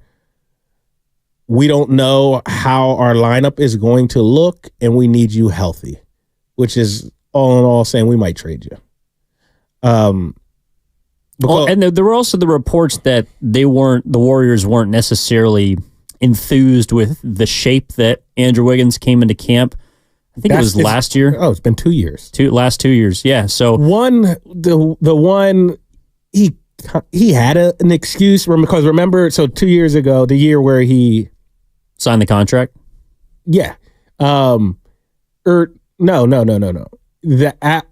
After the Lakers series. Oh yeah. Well, because remember he had that rib, and essentially when you have a rib injury to that magnitude, you can't work out at all until it's healthy. So that was the excuse coming into last season. Was he had the rib and this. Now, who knows, man? Like I said, if you look at his numbers, they have been trending down for a while now. I can say it till I'm blue in the face. 2022 was an anomaly. Just look at the totality of it all. It's just one of those things like Dub Nation is passionate and they have high standards. You kind of need passionate players to play well to this fan base. And Wiggs is just the opposite of that. Opposite of passionate. And it's one of those things where it's just like he had a good Warriors tenure, but the longer he stays, you might start remembering the low points as they come. Yeah, I mean, I also think that I think that Wiggins hasn't caught as much hell as other players on the team. Number one, he didn't punch anybody. Number two, he's not that expressive. So there's not really anything to pinpoint and say. Super unassuming, introverted, quiet. And I think a lot of people identify with that. Like, I would consider myself more of an introvert than extrovert. So I feel that. But at the same time, it's not just not having an expressive player, an emotional player or motive. Like, he just hasn't been a good player. I mean, at the end of the day, I could care less if you talk to the media or if you don't, if you're reserved, if you're private. All of that is totally your prerogative. And I have no reason to question that, whether I'm a fan or a media member. But if you're not playing well, you started off the show, Jason, I thought with an astute point of like, once you're a pro, I get to judge you. Like, once you're a pro and you're making money and this is your job, well, then as media members, it's our job to be critical of you. And I've been critical of Andrew Wiggins the last 2 years, not because I don't think he's a good person, not because I don't appreciate the fact that he's valued his privacy, but because he just hasn't played well when he's been on the floor. And that's the biggest issue right now. That's why the Warriors are trying to trade him. It's not because they don't believe that he's a good guy, but this is business. And we just saw them move off of a player that had been emotionally tied to this area for 13 years. It's not because they don't love Klay Thompson or dislike Klay Thompson. It's because of basketball. And right now, Andrew Wiggins has hurt the Warriors over the last 2 seasons more than he's helped them as a basketball player. And so that's why I think we've come to the point now this offseason where they're doing everything they can to detach themselves from him. And the Olympics just happens to be the center point of it because it might be an obstacle to getting off of him if he hurts himself. And I just don't think they want to take that chance. I couldn't have said it any better myself. It's simply put, he has hurt the team more than helped the team over the last 2 years, and it's just not a good look. At the end of the day, you need guys out there who will help you. His contract, he is of the ilk that he should be way more productive than he has been. My question for you now is, and this is a hard one, who could use Andrew Wiggins? Like what team could use his services? We were hearing Dallas for a while, but now that Dallas got Klay Thompson, it's like there's no space for Andrew Wiggins. What type of team could use a player like Andrew Wiggins? In my opinion, it's a team that's close to winning a championship, and Andrew can come in and play a role. He doesn't have to be too huge of a role because the way he's playing right now, he can't have a huge role on a championship team. But it probably has to be a team that's close, to add him as a role player. Maybe you go to the Eastern Conference, maybe a team like the Indiana Pacers that's kind of close to contending in the East. They just need a little more. Could be a team like the Indiana Pacers. Could be a team like the Philadelphia 76ers as like 6th, 7th man, Andrew Wiggins on the Sixers sounds great, honestly. I mean, you got Paul George, you got Maxey, you got Embiid. Those are the three guys who are going to get you there. Andrew Wiggins goes and plays a role. Now, they did just sign Caleb Williams, the Sixers, so maybe that's the spot Andrew Wiggins would have been in, but it would be a team like that that's close. They don't need him in New York. Shoot, he could go home, play in Toronto. What do you think? I could see a team like Cleveland. Yeah. The team that drafted him. Yeah, exactly. It all comes full circle. But I think that if it depends, like it depends on where you're right, where the organization is, where the franchise is at. I don't necessarily think it has to be a contender, but I think it has to be a team that is looking to sort of morph or shift the way that they operate. You know, maybe if Cleveland decides that their too big system, right? You know, Evan Mobley and Jared Allen can't really coexist, that they'd rather value extra wings than another big. That might be a team that's willing to take him. But again, they got to pay Garland big money. You know, Donovan Mitchell just signed a full extension max. They paid Max Strus last offseason. They're going to have to pay Mobley probably this offseason. And based on who's gotten a rookie max so far, I think Evan Mobley is probably going to get near the max. So they might not think about the money as being a big asset. That's why I almost think it's going to have to be a team that isn't a contender. It might have to be, I don't know, like a Charlotte or maybe a San Antonio if they can't get a trade done. Pop would loathe Andrew Wiggins. Yes, he would. Yes, he would. I mean, a team like that, a team that isn't necessarily ready to contend, but could use some wing help. I mean, honestly, whoever takes Andrew Wiggins is going to view him as a sunk cost. Like, I think whoever takes Wiggins is because the Warriors would attach a pick to, and they would like that pick. Because I don't think any team that gets Wiggins is going to like the idea of having Andrew Wiggins on their books for 3 more years. Right. And like I said, it would have to be a team that feels like, oh, on the Comcast Xfinity text line, I actually like that too. How about the Milwaukee Bucks?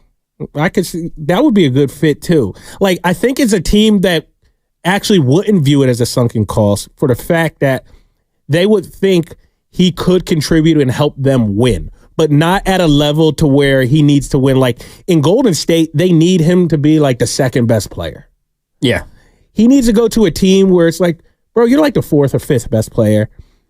Yeah, your price tab pays you a little more than that. But look, we're close. We need 13 to 14 and 5 rebounds from you off the bench. Yeah. No pressure. Milwaukee could do that. He could back up Chris Middleton and Giannis and them. That's what I mean by like he needs to go to a team, because if he goes to a team just for a sunken cost like Charlotte, oh man, like can you imagine him in Charlotte where you don't even really like, you don't have to bring it in Charlotte. You guys are never going to win. You're irrelevant. He is just going to go down there and just coast. What about Washington? Forgotten. Oh, man. He's very, very close with Jordan Poole. That's what I'm saying. I mean, I think that something like that would be a way to kind of extract it out of Wiggins. But I do think you're exactly right about like the mentality. I think one of the reasons why he was able to be so good a couple of years ago is because there wasn't the expectation that he had to be the second best player. He could be the second best player, but no one expected him during that postseason to emerge the way that he did. I mean, it was Curry, Draymond, even Clay, and Jordan Poole. And so it was almost like whatever Wiggins gave you was gravy, but he was so good and so locked in that he could elevate you to a championship status. So, I mean, I think that kind of situation is exactly where Wiggins needs to be, is in a spot that he does not have the expectation of being a number 1 or number 2. I think that was also the issue in Minnesota, is the expectations were just too high for him. And unfortunately, as a number 1 overall pick and a former All-American and a guy that was expected to be, the next big thing, he hasn't lived up to expectations wherever he's been. And the one time that he rose to the occasion, he capitalized on it by getting a new contract. Right. And role is so important in the NBA. And I'll give you 2 examples. Guys who are lauded right now in their current professional cities. One is retired now. they both started in Philly. Those are why those two examples just stick out to me. Andre Iguodala. He was drafted, I forget where. He was a pretty good player, especially, I mean, he's always been a good player, obviously. But when he went to the Sixers, beginning of his career, he's like, not backing up, but Iverson is still playing at a really high level. Yeah. Iverson's probably playing, when Andre Iguodala got drafted, Iverson was probably playing at the level that Steph Curry is playing right now, like third team All-NBA-ish, like probably in the, hard pressed to be top 5, maybe top 5 in the right situation if he had a little more help. But like Iverson didn't have much help either. On the back end. He was, you could still ride with Iverson, but he wasn't like vintage Iverson, like top 3 in NBA. And then Iverson retired, and Andre Iguodala was like the best player on the team. And for like 3-4 years of that span, the Sixers were just like 7 seed, 8 seed. And everybody in Philly was just sick of him. Like this dude, like, he's just not good enough. And it's because he was looked at as their number 1 player. He goes to Denver and then Golden State in much better roles. Now he's looked at as one of the best 6 men in NBA history, a guy who might get into the Hall of Fame, just way more revered. You know what I mean? Yeah. Same thing with Drew Holiday. He was on some of those Iguodala teams. Oh, man, we need Drew to take us to the next level, blah, blah, blah. That is not him. It's not him. Now look at his career as not a 6 man, but as like a 3rd best player on the team. He also might be a borderline Hall of Famer when it's all said and done. Another borderline. It's just like your role means everything. If he stayed in Philly his whole career as that type of player, he would actually probably be looked at as a bust. Yeah. So role means everything. And that's why, look, everybody says Drew's a Hall of Famer. Sure, if you want to put him in the Hall of Fame, great. I wouldn't. I think Hall of Fame is reserved for those 1A dogs, maybe a 1B. Drew was the 3rd best player on his championship team, most likely. Chris Middleton, especially at that year. Yeah, I would say Chris Middleton was better than him. Drew is a great role player. He's also the 3rd best. Like, he just won another championship. Forgot all about that. 3rd best. Yeah. 3rd or 4th best player on the Celtics. Really? Like, I mean, Tatum and Jaylen Brown, 1, 2, whatever order, by far. Whoever's 3rd, it's a little bit of a gap. And you could go anywhere between Drew, Kristaps, and Derek White. They all played really well. I guess Kristaps was hurt, but Derek White played really well too. My point is this. I think if you're a Hall of Famer, you need to be that guy. And that's not saying Drew Holiday isn't a great player. He is a great player, but there should be a bar in the Hall of Fame. That's just my opinion. Most people who I've told that to have disagreed with me. No, Drew is for sure Hall of Famer. I disagree. I think the bar should be a little higher. If you're any lower than the 2nd best player on your team, on your championship team, probably shouldn't be in the Hall of Fame. No, I think, and unfortunately, the NBA Hall of Fame is also, well, it's not the Naismith. NBA, yeah, the Naismith Basketball Hall of Fame. So it also factors college into it as well. But I think international play. It's the easiest one to get into. Yeah, 100%. I think Major League Baseball is the most difficult, and that's why it's also the most difficult for a lot of people to get on board with. Right. The NFL to me is the perfect amount of difficulty, but impactful. Like, they do it the best. I think the NFL Hall of Fame is very accurate. You don't get a bunch of first ballot guys. NBA, it's like everybody gets in. I mean, God love them. You know, I personally don't think someone like Ben Wallace is a Hall of Famer. I know he's got a lot of accolades, but he was probably the 2nd or 3rd best player on a championship team. I don't want to get into it, but I know what you mean. Like, my point is that I'm with you. Like, it's a fair point. It should be for alphas. It should be for the ones. And I'm glad you brought up Drew Holiday, not in the Hall of Fame conversation, but he's a player that is the 3rd best player on the Celtics. But in the finals, he might have been the best player in game 2. You know, right. he had a game or two in which he was the best player. Porzingis in game 1 led them in the first half. Like, those are players that are not Hall of Fame caliber players in my eyes, but that doesn't mean that they're not damn good and they can take over portions or individual games. That's what separates Hall of Famers from the Hall of Very Good, is that those Hall of Fame players can take over series. Like Jaylen Brown took over the series. He was the best player in the series. I think Tatum has that capability, though he didn't do it.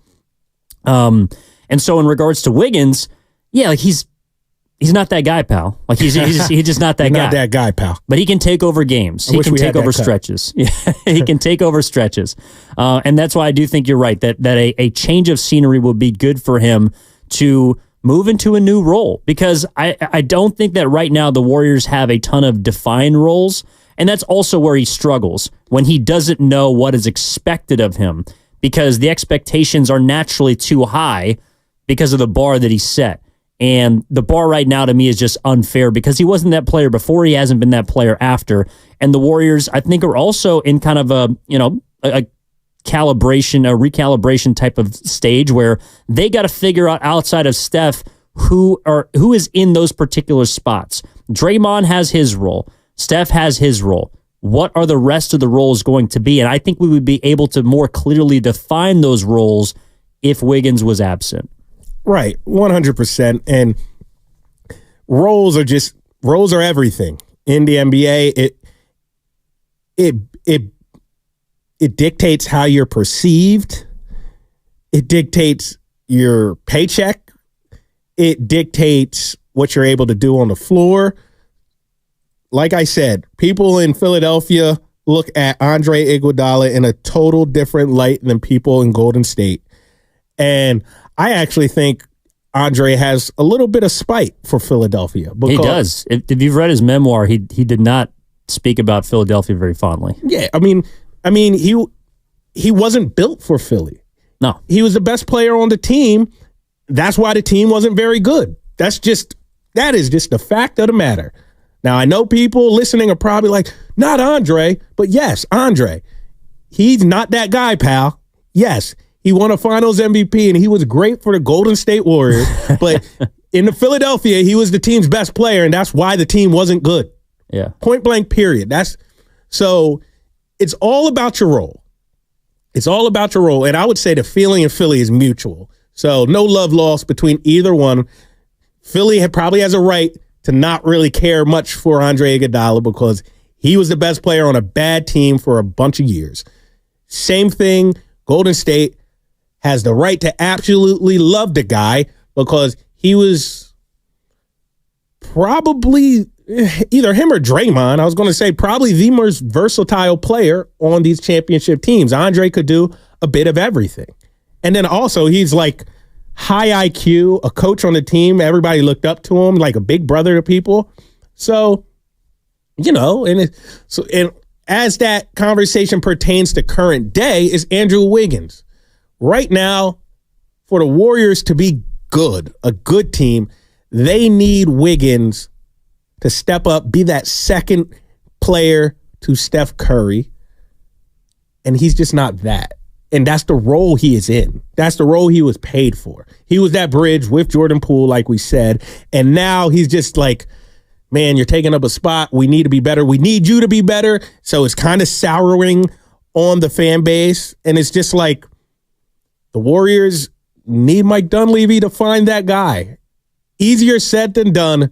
But hopefully that guy is out there. Maybe he's sitting in Houston. He didn't get that rookie extension in Sengun. Whoever it is, maybe Steph's listening to me and we're starting to recruit Devin Booker. Whatever the case might be. I want to see that IG video today. Yeah, seriously. They need a second best player. That's it. Who is it right now?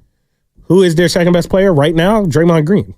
If cumulatively, obviously, it's not going to happen on offense for Draymond. Like he's not offensively, but just overall impact to winning, Draymond Green is the second best player, and that's an issue. Yeah, it is, and that's why I think that's why they didn't make the playoffs. Well, and you said if Wiggins could be that guy, but he hasn't been, and I think that's why they're going big fish hunting. If Andrew Wiggins could be that player, I don't think we would hear them talk about trying to get this guy and that guy and adding another piece because he would already have it.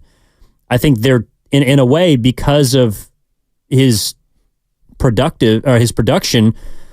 they're almost forced into trying to swing big. And that's not necessarily something I want to see them do.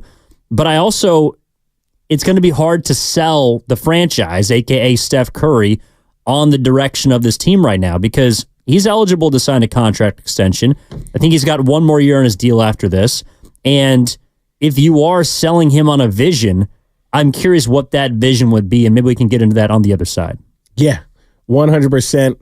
You need some sort of vision. We know, Ev, what the Warriors have right now is not going to get the job done, and this fan base has extremely high standards based on the last decade of play. And we'll get into all of that on the other end. That's Evan Giddings. I'm Jason Dumas. We'll be right back. 95 Game. Hey, John, why so glum? I just got let go. The company's downsizing. This is the third time in the last 2 years. I'm done with this. Have you thought about my computer career?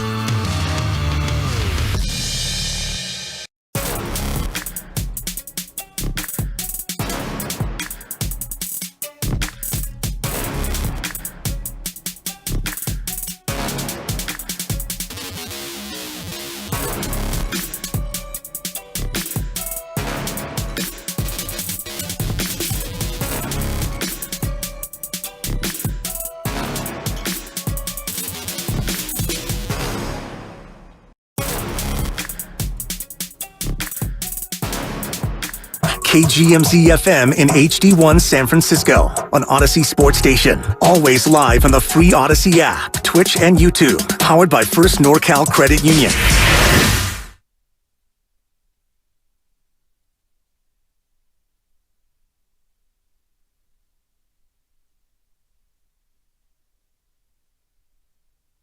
Now back to 95.7 The Game. Welcome back to 95.7. I'm Jason Dumas. That's Evan Giddings. 95.7 Saturdays. Got an hour left. We're talking Golden State Warriors. California Classic today.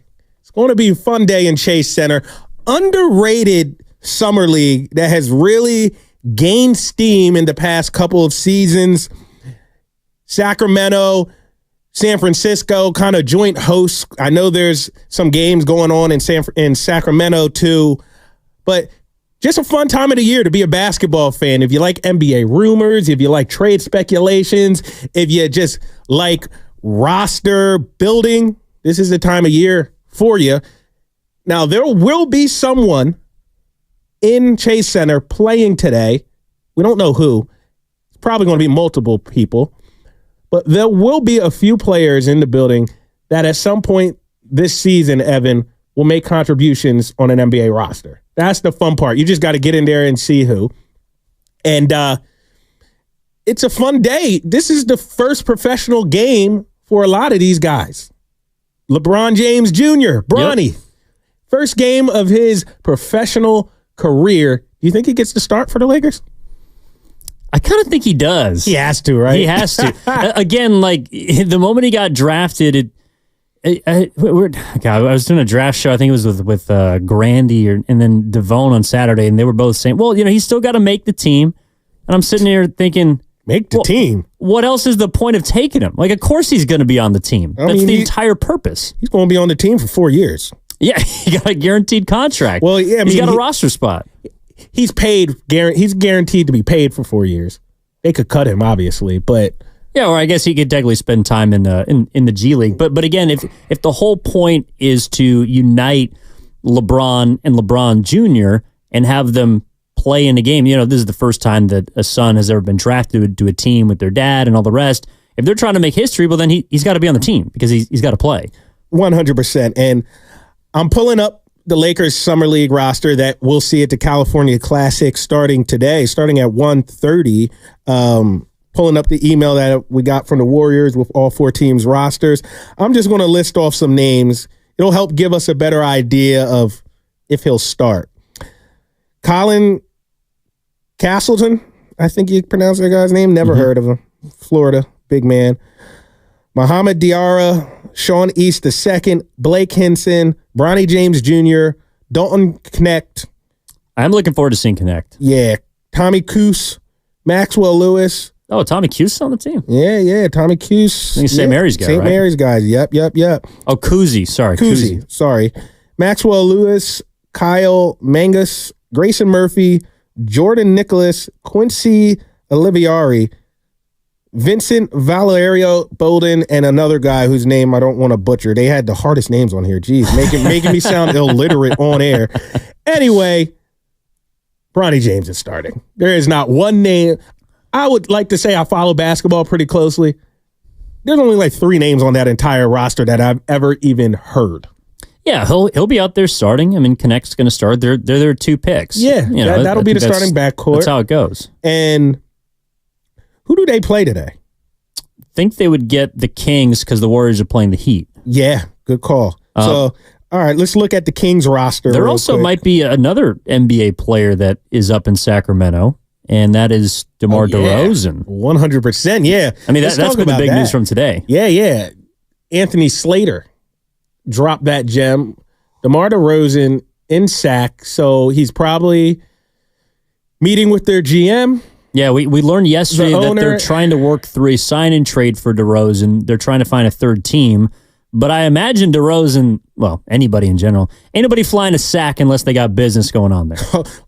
Shot at Sac, but he's right. That's not really a destination. Or they're a politician.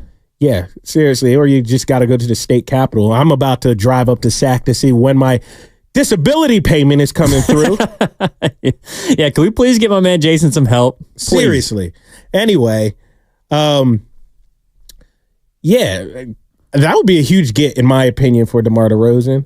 For the Sacramento Kings, if they were able to get DeMar DeRozan. They're another team. Highly disappointing season last year. They missed the playoffs. Yeah, they took a step back, and I think it's wise of them to try and acquire a player like DeRozan. Even though he's 35, I think he either played the most minutes or averaged the most minutes throughout the majority of the season. Like, he was extremely durable for Chicago. Very, and I'm pretty sure, I'm almost positive, he was second in the NBA this year in clutch scoring behind Steph Curry. Yeah, he came in second in the Jerry West Award. So, and of course, the inaugural winner of that award is De'Aaron Fox. So, the fact that DeRozan also doesn't have to be the primary scorer for that team like he had to be for Chicago just because Levine was hurt. Right. I think that's huge for them. I think it's huge too. And he's also, I don't cover Sacramento, so I don't, this is not a report. This is just how I perceive them. It's strictly an opinion. But it also seems like a team that kind of needs a vet and an adult in the room. It's a good call. Not that De'Aaron Fox and Malik Monk and Sabonis are immature. I don't get that, but it's not very battle tested per se. And not that, yeah, I mean, DeMar DeRozan is battle tested. His prime just was unfortunately during the same era of peak Cleveland Cavaliers, LeBron James. So their ceiling was always going to be Eastern Conference Finals. It's just how it is sometimes. Ask Karl Malone and John Stockton about that. Sometimes you're just playing in the era of a guy you're just not going to beat because you're not better than him. So they had Jordan, DeMar. A lot of people criticize the Raptors. They keep losing. Dude, they lost to arguably the best player of all time. Yeah, and DeMar DeRozan, I know nobody's going to end up thinking about him off the top of their head when they go down the list of generational players, but as far as shooting guards, and he might not be a top 5 shooting guard of his generation, but he's quietly on the outside, just on the outside. 100%, especially like just you go look at the career numbers, like he's going to be up alone. there. Yeah. Longevity alone. He kind of reminds me of Mike Evans, the NBA's version of Mike Evans. Ooh, I like that. He's not coming up in all-time lists, but once you start looking at the stats, you're like, holy crap. How many 1,000-yard years did he have? Yeah, right. How many 20-point-per-game seasons has DeMar DeRozan had? He's just never been bad. He has been a pretty good player since the moment he came to the NBA to now, and I'm pretty sure he's my same class. Might be a little younger, but I was the class of 2007, which was like a heavyweight high school class. That was like Kevin Love, Eric Gordon, Dante Green, Johnny Flynn, some just heavyweights. OJ Mayo. It was just, I think DeMar DeRozan's in that class too. From USC. Yeah, he's also a guy that, my point was he's been good for so long. Well, if the Warriors could have gotten him or could have made money work to acquire, because I think he's probably going to cost $20 to $25 million, and that's the report that's been out there. I think if the Warriors could have made that work, they would have gone after him. Like, right. DeMar DeRozan's a player that could have helped the Warriors and stepped in and replaced Klay Thompson, and I would have been very happy about that. Oh, 100%. He would have stepped in seamlessly. He doesn't shoot the ball like Klay, obviously. But he gets buckets. He would help. What do you think would have been a bigger impact, him or a guy like Brandon Ingram?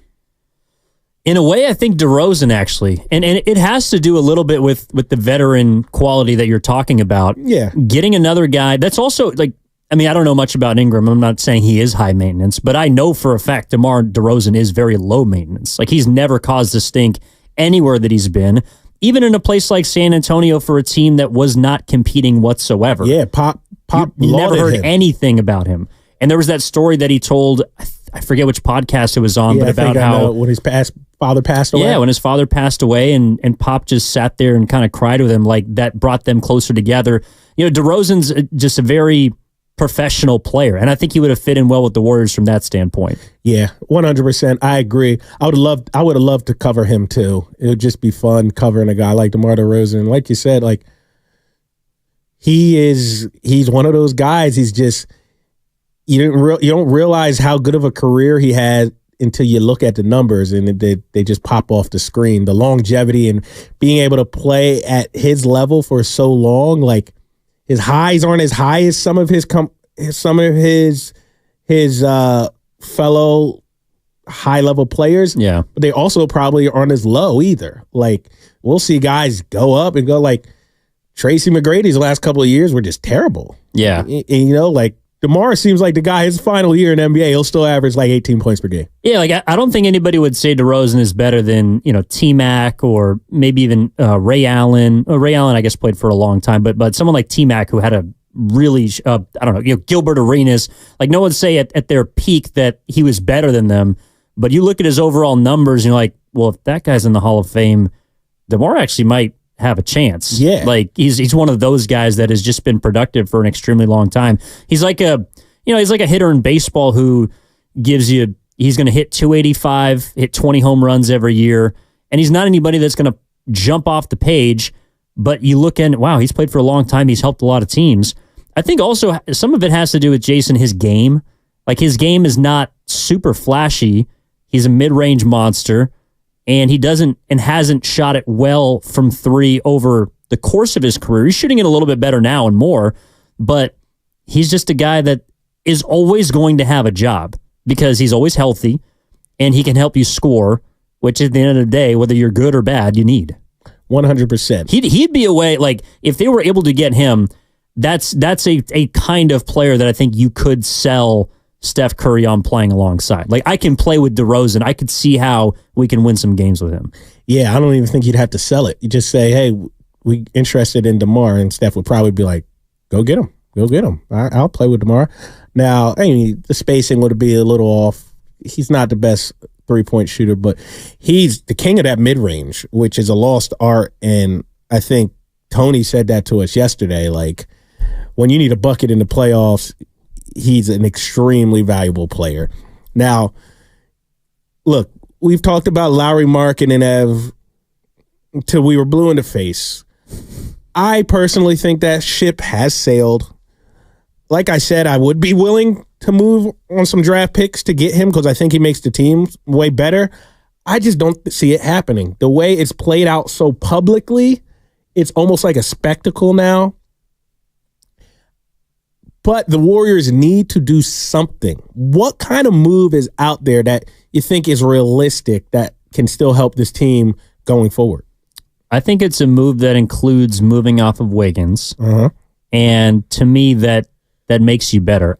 I'll just say this frankly right now. I don't think there's a move out there that's going to get the Warriors into title contention. I don't even know if there was a move out there this offseason. Paul George might have been the closest that I came to. And he wasn't a player I was super high on. But at the same time, if there was a guy that was legitimately attainable, Paul George, to me, probably moves the needle a little bit more than Markkanen. Contract aside, what you'd have to pay him and all the rest. I think he would have made them more competitive this upcoming season than Markkanen, but they couldn't get him. I don't think Markkanen moves the needle enough for me to go all in on. And so I don't think there's a player out there that can do it. And so that kind of leaves me in a place where, all right, how are you going to, I don't know, maximize Steph or get Steph on board, especially for a guy who's going to be playing the easiest basketball this summer because he's playing with 11 other legends on Team USA. And so I guess I don't think that there's a move out there, but this would be my message. If I'm playing, I don't know, Dunleavy or Lacob and I got to talk to Curry and he's like, dude, what are we doing? I would sell Steph Curry on this season the same way I think that the Lakers sold LeBron James on playing the year before the bubble championship, was essentially, we're going to hang out. You're going to identify which players you want to play with for the remainder of your career here. And then the ones that we can't use, we're going to package our young guys, sell the farm, and then try and go all in when there is a superstar or a legitimate running mate available. Because remember, the Lakers had Randall, Lonzo, Ingram, Kuzma, even D'Lo. They had a nice young team. That would be a good team right now. They won a championship, so you can't. They went all in for LeBron, and they got Anthony Davis. I think that, to me, and I think Joe Spadoni has talked about this as well. I don't know if it's been on air, but that to me is how you sell Steph. It's like, dude, we weren't going to win a chip this year anyways. I don't want to sell everything that we got that could help you for the remaining couple of years of your career for a player that I don't think is going to get us back to the mountaintop. We have to. I need you to be patient a little bit. And I know you're the consummate pro. I know it sucks, but I need you to be patient for a year while we survey the land and figure out if there is indeed a big boy, a la Anthony Davis, that we can go out and pair with you. Absolutely. Well, I disagree with the fact that there's not a move out there that can get the Warriors into title contention. I do think there could be. It's hard. Don't get me wrong. It's hard and it's highly unlikely, but I don't think it's impossible. Because, like I said, the landscape in the West, in my opinion, last year it was a 3-team race, really, for most of the regular season. Obviously, the playoffs kind of changed with Dallas emerging from the smoke and actually getting to the finals. But for majority of the regular season, it was Denver, Oklahoma City, Minnesota.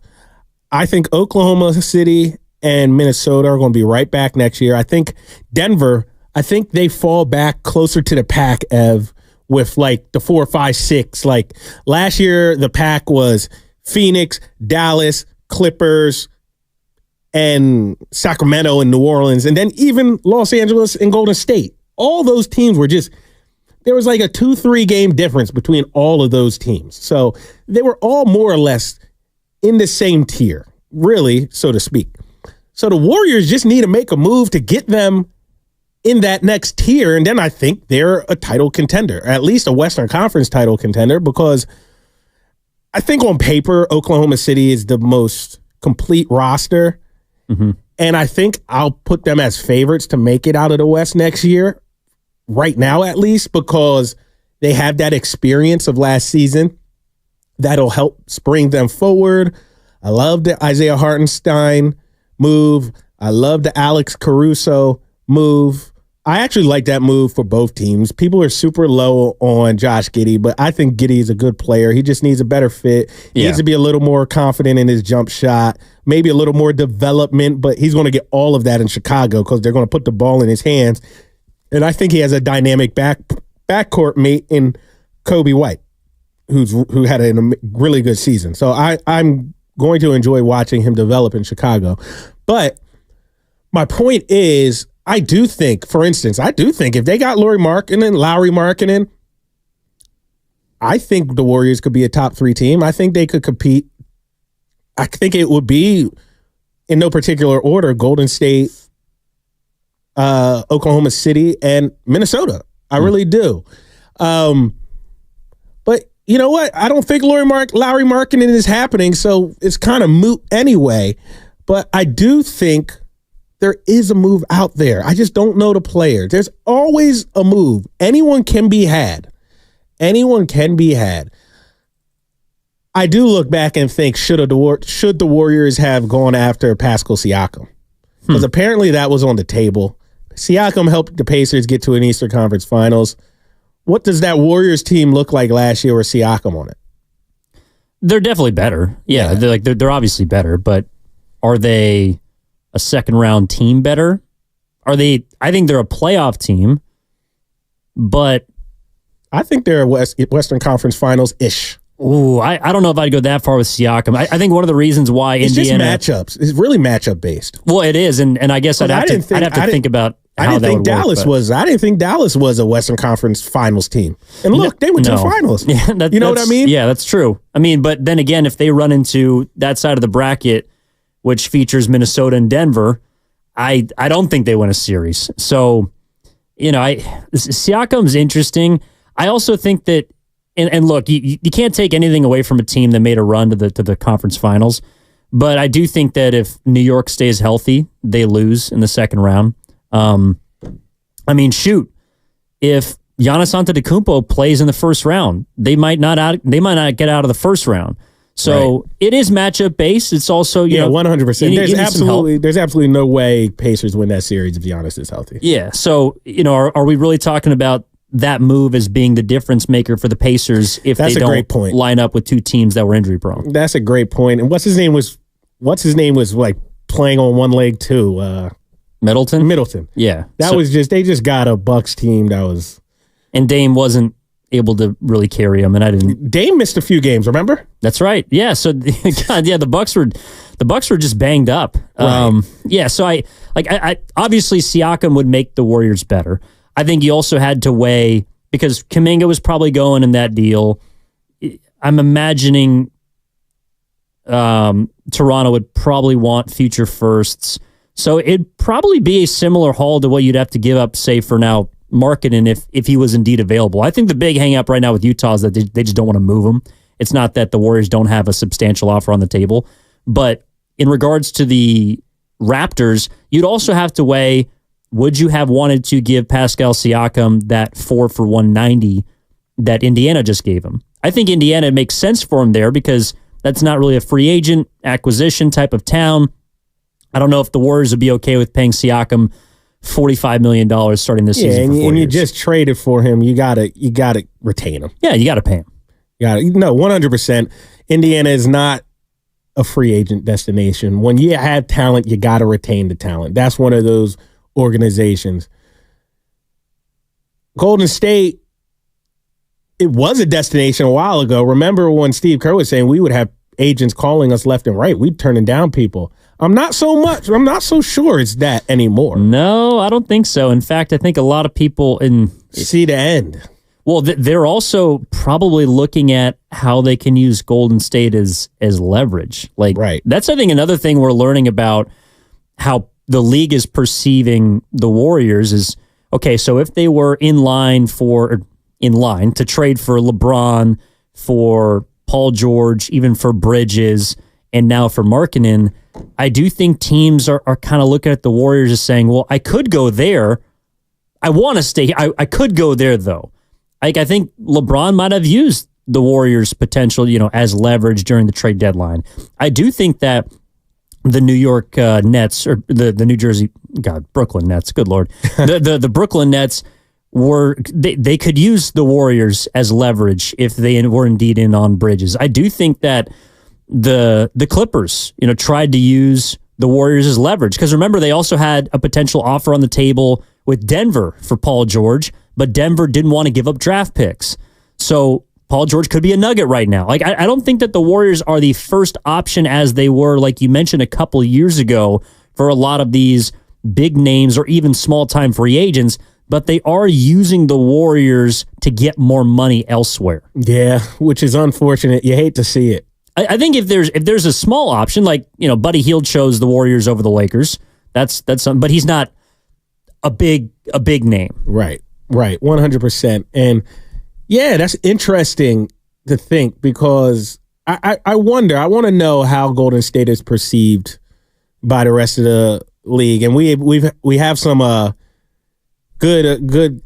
good points in our text line. One is Caleb Martin, not Caleb Williams, the 408. I said Caleb Williams. I'm thinking Chicago Bears. I'm thinking Chicago Bears quarterback. It's almost training camp. Come on, man. So from the 415, DeRozan is the Sean Livingston equivalent. Another person said DeMar is like Fred McGriff.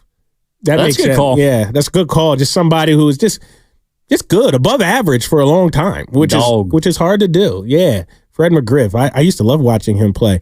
Here's a name from the 408. Interested in acquiring Desmond Bane. I like Desmond Bane. Yeah, he's a good player. He can shoot the hell out of the rock, too. I would take Desmond Bane in a heartbeat. Oh, absolutely. I don't know if I think Memphis likes that Desmond Bane, John Morant backcourt, though. I don't see why they have any reason to move him. No, but again, this is why I don't think that I would go all in for a player right now, is because I think you're right. Like, Memphis obviously has their backcourt of the future, ideally. But if John Morant can't get his stuff together, then does Memphis consider blowing it up? Right. And then someone like Desmond Bane, or, I don't know, Jaren Jackson Jr., those players could become available. So I guess the reason why I wouldn't go all in right now is because things happen so fast in the NBA that I just wouldn't want to take that possibility away from Mike Dunleavy and the Warriors for a player that, in my opinion, we obviously have differing opinions about Markkanen, but in my opinion, doesn't move the needle enough for me. I think there are other players that would. And someone like Desmond Bane, though he might not be as impactful immediately as someone like Markkanen, he's also young. He's also on a relatively, friendly rookie deal. I know he got the max, but in a couple of years, I think that 30 to 40 million looks a lot better. It's like Jalen Brunson. He signed that huge deal, and now it's like, are you kidding me? Yeah, that's a value deal at this point. Seriously. So the Warriors, I think, are trying to identify that player. I just don't think he's out there as we speak right now, but we can get into more of it on the other side. Yeah, we'll get into more of that. And one thing, the Desmond Bane thing made me think of this, and I want to just hear your opinion on it. On Draymond saying he called Clay and Steph and told them that he was going to sign with the Memphis Grizzlies. That was just a weird little gem he dropped. I want to get your opinion on that. We'll talk that. We'll talk California Classic and more on the other end. That's Evan Giddings. I'm Jason Dumas. This is 95.7 The Game Saturdays. Guys, are you tired of being tired? Frustrated because it seems impossible to lose belly fat?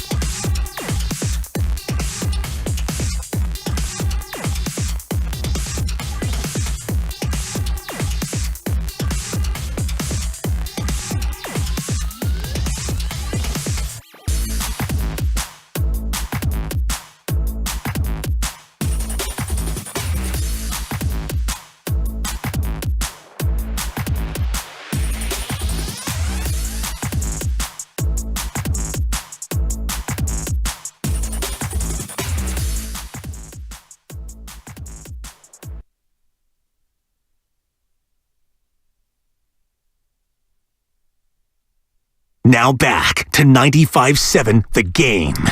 All right, keeping it rolling for one more segment here on 95.7 The Game. Waiting on Jason Dumas. Evan Giddings with you here up until noon, as we are every single Saturday morning here on 95.7 The Game, talking about the impact of the Olympics. Steph Curry, LeBron James, Kevin Durant getting going. Jason's going to be out at the California Classic coming up later on today. I think tip for the Warriors and Heat is at 3:30, but you also got the Kings and the Lakers at 1:30, the debut of Bronny James. Technically professionally, but we'll wait to see whether he's on, that 15-man roster come regular season time. It's all very, very interesting. We were discussing beforehand, what to do with the Warriors. Is there a move out there this offseason? And if Steph Curry is going to be someone that's okay with it, how do you sell him on it? One last segment to get in, 888-957-9570, also the number for the Xfinity mobile text line. But, Jason, it's interesting kind of where we're at in the offseason. We are in that wait-and-see period, but things move quickly, as we were discussing before the break. And I imagine, I don't know about sleepless nights necessarily, but Mike Dunleavy's phone has got to be continued to blow up at this point, right? 100%. He's not doing his job if his phone is silent right now. He has to be working the phone lines trying to make this a better team, because he has a generational player in Steph Curry who will go down as a top 15 player of all time. Where in that top 15, you can argue. I don't really care to do that, but he'll be somewhere in that. Don't open Pandora's box. Oh, man. All those, he's top this. It's such a waste of time. It's like, okay, you like this player a little better. I guess in some cases, there's got to be no, of course he is. But you're splitting hairs. You're like, for instance, the big debate really, I think, with Steph now is Steph or Magic. And it's just you can make an argument for either. At the end of the day, who cares? Well, and you and I were not old enough to right. see in so you'll Magic have Johnson's entire career. You'll have young guys. You'll have people who are 28, bashing Magic and saying, no, it's bro, you never saw Magic play. Yeah. So that's why I can really only talk about our generation. I don't know about you, but in no particular order, the five best players that I've ever seen play / most impactful, the generational greats are Curry, LeBron, Kobe, Iverson, and I'd say Shaq. Yeah, that's a good five. I guess I would say, for me, LeBron, no particular order either. LeBron, Jordan, Steph Curry, Shaq. LeBron, Jordan, Steph Curry, Shaq. And five would probably be, and obviously we're talking our generation. I was right tail at end of Jordan's good years. I saw prime Shaq, which Shaq is the most dominant basketball player I've ever seen from 01 to 04, next level. But my fifth would probably be Kevin Durant. KD. That pains me to say because I love Allen Iverson, my favorite athlete of all time. I'm just trying to be objective. You could switch. Actually, you could also switch KD for Dwayne Wade. Well, and if I'm talking about the best basketball player, I mean, Iverson to me, his impact on everything else outside of basketball is why I would have him in my top five. But as far as individual players, I'd probably put actually Duncan in there for Iverson. I forgot about Duncan. I even forgot about him. A lot of great players. Yeah, 100%. But anyway, Steph Curry's top 15 player of all time. I think that's pretty reasonable to say. You got him on the team, Mike. You better be working those phones because you're only going to have that probably for about 3 more years at the level he's at now. And you only get one of them. I mean, if we're just talking about history and the odds that you're going to fall into another generational talent, it's not great. I mean, unless you are a free agent destination, which, as we talked about in the last segment, not so sure Warriors are right now. I'm not sure they ever really have been. Durant says otherwise, but at the same time, I don't think a lot of players would have made that choice that Durant made. Big name free agents aren't often looking to go team up with the best of the best.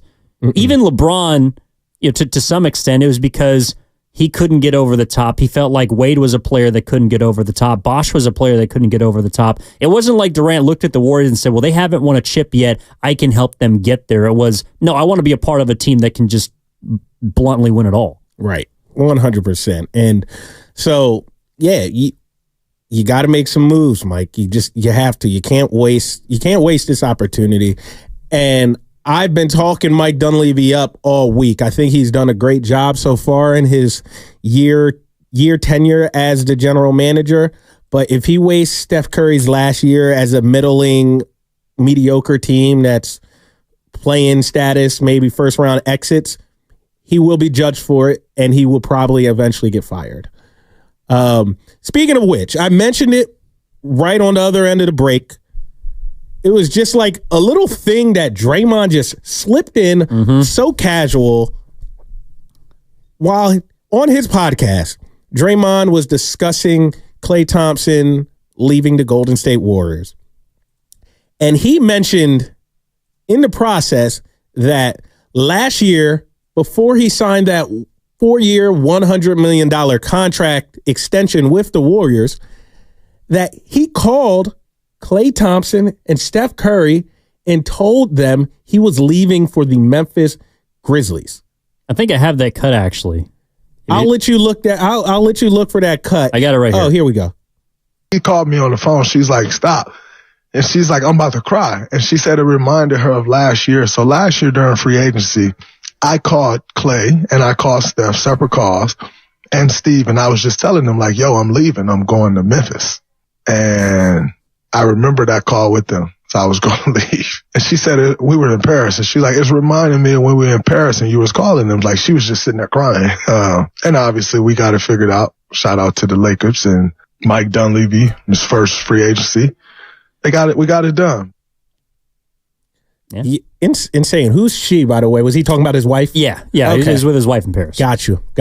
Damn, so his wife was crying when he was talking to Klay. That's cool. I actually saw Steph Curry's little sister, Seidel, is it? Mm-hmm. I always, forgive me, I always get the mom's name and the sister's name confused because they're similar, Sonia and Seidel. Yeah, Sonia's the mom. Sonia and Seidel.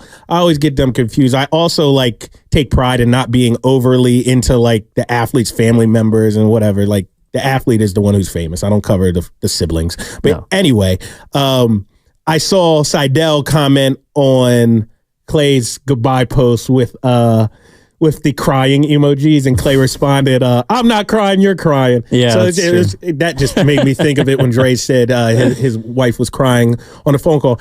But that's crazy. I had no idea that ever even got close to that. You buy it though? It was probably a negotiation thing. Dre is one of the headiest players in the NBA. Look, I know this sounds a little funny because of some of the stuff he's businessman, I would say. His business acumen is off the charts. His self-awareness, aside from some of the things on the court, I think that's just more impulsiveness. And that's coming from a guy whose teachers and mom have always accused him of being extremely impulsive, and me. So I see it in. You see a little bit of yourself. Yeah. So I can see it. So that's why I'm so quick to say I think Draymond is just impulsive, because I am a very impulsive guy. It has gotten me in a lot of trouble over the years. Not obviously not big time trouble. It's all relative, but it's gotten me in some trouble over the years. It's also been a blessing. Sometimes you got to be impulsive. Don't think too much. Just react. Yeah. So I think Draymond is a little impulsive. That's what has hurt him on the court in terms of some of the things that have got him suspended. But outside of that, I think he's extremely self-aware. I think he's calculated, self-aware, knows what he's doing, has a great business acumen. Obviously, the basketball IQ is next level too. So maybe Draymond was just saying that to Steph and Draymond, so Steph and Klay, so Steph could be like, hit up Joe and be like, bro, he's about to leave. We need to do something. I don't want him to leave. Well, the other part of it, too, was he mentioned he had a larger offer from another team. So it sounds like Memphis was the team if he was going to go there. Probably the team. I don't know how, I'm just trying to put my finance cap on. I don't know how they would have cleared $30 million for him, because that was reportedly the number that he turned down. He took less money with the Warriors, essentially. So it was Memphis, huh? He would fit in there. Although they hated him down there. Everybody except he's cool. Yeah, no, the Grind City don't like him. But because I went to a couple of those games, they were ruthless to Draymond. He's one of those players, though, that I feel like when he's on your team, you love him. Yeah, you'd be able to accept him. Plus, he's got the relationship with Jaren Jackson Jr. just from Michigan State and stuff. And it seems like he's pretty close with Ja Morant too. Yeah, I'm not going to sit up here and say that he's fibbing, but I do think there's some hyperbole. A little bit of cap? A little bit, yeah. And I think him calling Steph and Klay to say that he was going to Memphis, I think the conversation was probably more like, hey guys, if Joe doesn't come back with this money that I'm asking for, then I will go to Memphis. And at the time, I could also see, because we've heard that Lacob is somebody who plays hardball. You know, he did it with Iguodala. He even did it with Curry. I don't think the first offer to Curry was a max, even though he ended up getting it. So, you know, maybe Lacob and Which Draymond. Is ballsy. Yes, it is. But that's Joe Lacob. And I think that up until they had that meeting at Lacob's house, the you know, kind of mythical meeting or whatever, that I do think there was reason to believe that Draymond was going to walk. And I think he was prepared to walk. But I think he deep down knew that there was no way they were going to let him go, because it's been a different tone this offseason with everybody speaking about Klay than everybody speaking about Draymond. I have not heard on a single public press conference a coach or player go on to a podcast or another forum and say, we need Klay Thompson. Right. Like, we absolutely cannot win anything without Klay Thompson. And they've said that about Dre several times. Immediately after the season, Steve Kerr's like, we're not a championship team without Draymond. Right. 100%. That part of the reason Klay probably felt disrespected, because he probably, he saw all that firsthand. The clamoring's probably not the right word, but the immediate need to publicly say we need Draymond. And like you said, I have not after heard a season in which he said he ruined. Yeah. I've not heard one person say that about Klay Thompson. No. And look, Dunleavy and everybody else at podiums has been, we want Klay back. We love him. But that's very different messaging than, say, Steve Kerr going on a podcast right after the season and essentially saying there's no way that we can compete without Draymond. 100%. And hey, look, I also heard that Draymond with Sacramento was kind of kicking the can on Draymond, which would make sense because Draymond has that relationship with Mike Brown. It is funny how the two teams that Draymond was linked to and reportedly had offers from are the two teams and fan bases that probably hate him the most. Yeah. Sacramento was on him too. And then obviously Boston was crazy with Draymond. So it's interesting, but Draymond got his money, $100 million. Probably going to retire a Warrior, if I'd guess. He is a 4-year with a player option. Don't see him declining that option because I don't know if he's going to get $25 million at that point. No, unless he gets traded somewhere, or all right. This might be a little further down the line, but whether it's this season or next season, I do think there is a lane to where Draymond Green could ask for a trade. Right. If they're not competing. Because he seems like that kind of player. Yeah, he's competitive. He wants to win. And I don't think he wants to sit through another 2020 season. Hell no. He didn't. Again, that's worst case scenario, but he didn't sit through a 2020 season. He said, you know what? Rain check. I'm out. Right? He barely sat through that one. Even though, remember when he had that amazing game on Christmas that season and they got a win? They beat the Rockets. That's right. Because on Christmas Day, he had like a 30-point triple-double. Everybody on Twitter was saying it was a Christmas miracle. That was a crazy game. I remember covering that game and be like, okay, Dre. Yeah, these guys are highly competitive. They don't want to sit through a crazy season. And, it'll be interesting with Steph and just how much pressure he puts on Joe Lacob and Mike Dunleavy and Steve Kerr behind the scenes.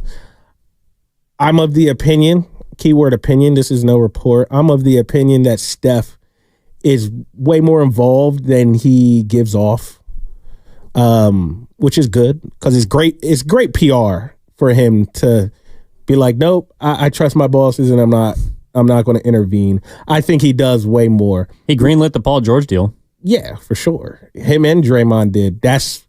We had this conversation. No, I think that was with Grandy and Dibbs. Grandy and Dibbs. Green lighting the Paul George trade is passively saying we're good without playing with Klay. Exactly. Because you weren't going to get both. No, I think that's what I took away from it, is that both of them were okay with moving on from their splash brother. Oh, 100%. That's the quiet part that everyone's not saying out loud. And that's also the somewhat of an issue that I have. It's just business. With I have an issue with some of the discourse online. People are being disgenuine. Like the Warriors disrespected Clay. Steph and Draymond greenlit that. I think because, if they were going to get Paul George, you weren't going to bring back both. So if they were on board for Paul George, they were on board for Clay leaving. Well, the other wrinkle in that, too, is, of course, the detail from Shelburne's piece about Clay asking them not to go to bat. So in a way, I felt like they were able to greenlight that deal because they knew he was out anyways. Right. So it's not as if they didn't want him back, but both of them are realistic. I don't think it was a thing like we don't want Clay back. Don't get me wrong. Not at all. We know he's out the door and he doesn't want to come back even if we can't get Paul George. Right. I mean, but I honestly, I think it was a little more like, hey, don't go to bat for me. And they're like, all right, like we won't. Whatever you say. Right. And so, yeah, look, I don't want to beat a dead horse. It is what it is. People are highly emotional when it comes to this topic, rightfully so. What needed to happen and probably what's best for everybody happened. I think that the way it played out was best for everyone. And it wasn't even super ugly publicly. It's just a lot of reports. We'll hear from Steve Kerr at some point. We'll hear from Mike Dunleavy at some point. And we'll hear from Clay at some point. But by the time we hear from Clay, I don't think it'll be as raw. No. So it'll almost be like, well, what the hell is even the point? It'll be like the IG post. Yeah, it's like, it's not even that raw anymore. By the way, the NBA moratorium period, I believe, ends today. So, like, because one thing that I was curious of is when Kerr and Curry get to Las Vegas, they start practice. Would they be available to talk, and would they be able to talk about Clay? And the answer is no up until tomorrow. So as of July 7th, the moratorium period is over, and then teams and team personnel are also allowed to speak on what transpired. Yeah, so we'll hear from Clay or we'll hear from Steph and Steve about it in the next couple of days. We'll also hear from Dunleavy, and I would imagine Lacob would talk about it. Yeah, but when is Lacob going to talk? He hasn't spoke publicly this offseason, right? Yeah, that's what I mean. I'm just saying we're going to hear from Steph and Steve in the next day or two because they're at Team USA. They're going to be doing pressers. So Joe Lacob has no motivation to do a press conference anytime soon. So we probably won't hear from him or Dunleavy probably until the season. But we'll hear from Steph. A reporter or two will ask Steph and Steve about Clay in the next couple of days when they do their Team USA media availability. So it'll be interesting to see how that thing plays out. I mean, it's all but played out at this point. Now it's just what's next. And we're getting a lot of people are clamoring for Bane on our text line. He's a good player. Yeah, 408. Not to beat a dead horse, and he may not be tradable right now, but Bane for Wiggs, Moody, and Looney fits salary-wise. I would do that trade yesterday. Yes. And no, look, Desmond two of those guys are useless for the Warriors. He's a damn good player. Now. I know that he's been hurt last couple of seasons for Memphis, but no, like there's a lot of wishful players out there. The thing is I don't know if the Warriors right now are in a position to acquire a player that doesn't have some sort of flaw. Like that's what I think they're trying to figure out is what is worth the risk. Because if there was a perfect player out there for them to acquire, I think they would do it. I think that's why the marketing thing always felt like a little fool's goldish to me because he is kind of the perfect fit for them. But that also means he's going to be really pricey. And it also means that Utah would be less inclined to move off of him. So that's why it felt kind of like a banana in the tailpipe. Yeah, and we know... someone like Bane is also a banana in the tailpipe. Yeah, Danny Ainge, he's not playing, he is playing hardball. So it's not the easiest thing to make happen. You got to go catch someone slipping, surprise them, and be like, hey, we're interested in this guy. What can we get for him? And that guy's out there. I just don't know exactly who. But the Warriors, they just need an upgrade. I love their role players right now. If they can get another star, needle-moving player, this offseason, in my opinion, will have been an A+. Right now, it's like a B+, in my opinion. Yeah, I'd probably give Dunleavy like a B minus. Okay. Yeah, I'd say B. Because I don't think he's done anything. Again, he hasn't done anything catastrophic. I don't think he's made a move that I would label poor or bad, but he hasn't made the big move.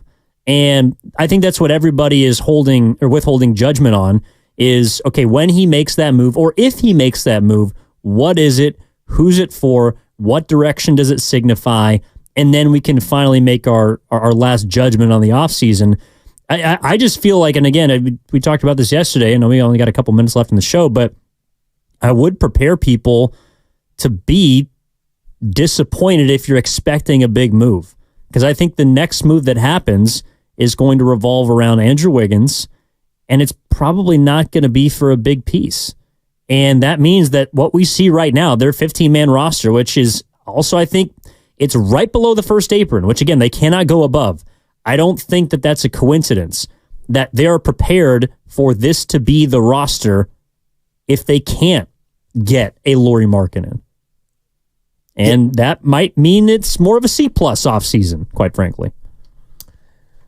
See, even if this is the roster, I wouldn't give it a C-plus because I think they were able to move around the margins well. I would give it a B, and I think this team is a little better than last year's team. Roles might be a little more defined. I think Wiggins is like an addition by subtraction if you just get rid of him too, because I think it'll give Moody and Kuminga a little more of clear-cut roles. Also, with Podziemski being the starting two guard from day one, I think he also has a little more of a clear-cut expectation, which can be beneficial to him. It's interesting that they've sort of prioritized, it feels like, his role over Kuminga and Moody. It's Steve Kerr. Steve Kerr loves him. Yeah. From the way he talks about him, it's almost like he's like blushing. Don't be wrong. Like I think Pods is a good player. So do I. But a starting two on, again, like if we're talking about contention, is Podziemski a starting two on a team that is making even the second round of the playoffs? I would have my doubts. Yeah. No, I get it. I can't blame you for that. Can't fault you for thinking that way, but Pods will have his chance. And right now, Pods is up there with Team USA getting some reps in. Dude, he's going up against Cooper Flagg today. Oh, yeah. I forgot Cooper Flagg is up there, too. That seems like a can't-miss prospect for sure, Cooper Flagg. It's going to be interesting to watch him at Duke this year. There's a lot of interesting players on that team. Dude, Peyton Pritchard is on the team select team. Yeah. Yeah, it's very unique how they select that team. I would love to hear the process because, look, I love Pods, but Pods, and Trace Jackson Davis. Yeah, Pods, Trace, Peyton Pritchard. Like, there's other guys in the NBA who are probably more fit. What's his name is up there, too. He played for the Warriors for a hot second. Langston Galloway. Yep. He's one of those guys. Yeah, he's a free agent. Yeah, I mean, I think he was Nigel Hayes Davis, who plays in Turkey. Yeah, it's interesting. Wow. How do they pick these guys? So Grant Hill is the Galloway is managing director. Yeah, Galloway has played Team USA for a while. Like he helped them qualify for the 2022 Men's World Cup. Yeah, like he's been in that pipeline, so that probably matters too, and all that thing. I guess we only got a couple more minutes, Ev. Let me ask you this. What are you most looking forward to over the next couple of days at the California Classic? Ooh, I'm interested to see if Bronny can actually play. If he can hold his own. I know he's not a Warriors player, but I do think that he's the most interesting storyline at the California Classic just because Pods and TJD are absent. And then I'm curious to see if there's anybody on the Warriors that pops that looks like they could make this roster. Yeah. And since we won't get to see Quentin Post, I do think someone like Pat Spencer has a lot on the line here. I do think that there are players that might be able to grab the 15th spot. And that is not huge in the grand scheme of things, but I'm looking to see if a player pops next couple days. 100%. And I was going to say Pat Spencer. I'll go a different way now for Golden State Warriors reasons. Jackson Rowe. That's a name that everyone should keep an eye out on. He was a guy Pat Spencer eventually got that late two-way contract from the Warriors last year. Jackson Rowe was a guy who I thought might have gotten it. He was one of the best players on the Santa Cruz Warriors last year. He's like a stretch. I think he's like 6'7", 6'8", but can shoot the hell out of the ball and can rebound. He plays for Team Canada too. Good dude.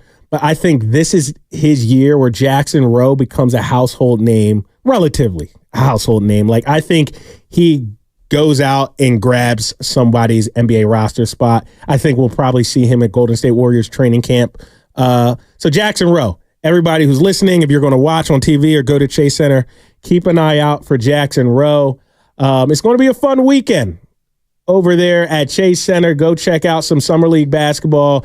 Check out my man Anthony Vereen, the head coach for the Golden State Warriors, Santa Cruz Warriors, Summer League team. That's all we have. 95.7 The Game Saturdays. For Evan Gidding, it's been an honor, brother. I'm Jason Dumas. Have a great Saturday. This is Larry Fleck, owner of The Floor Store. July 4th is the one holiday that lights up our country. We want our 4th of July sale to do the same. So from now to July 8th,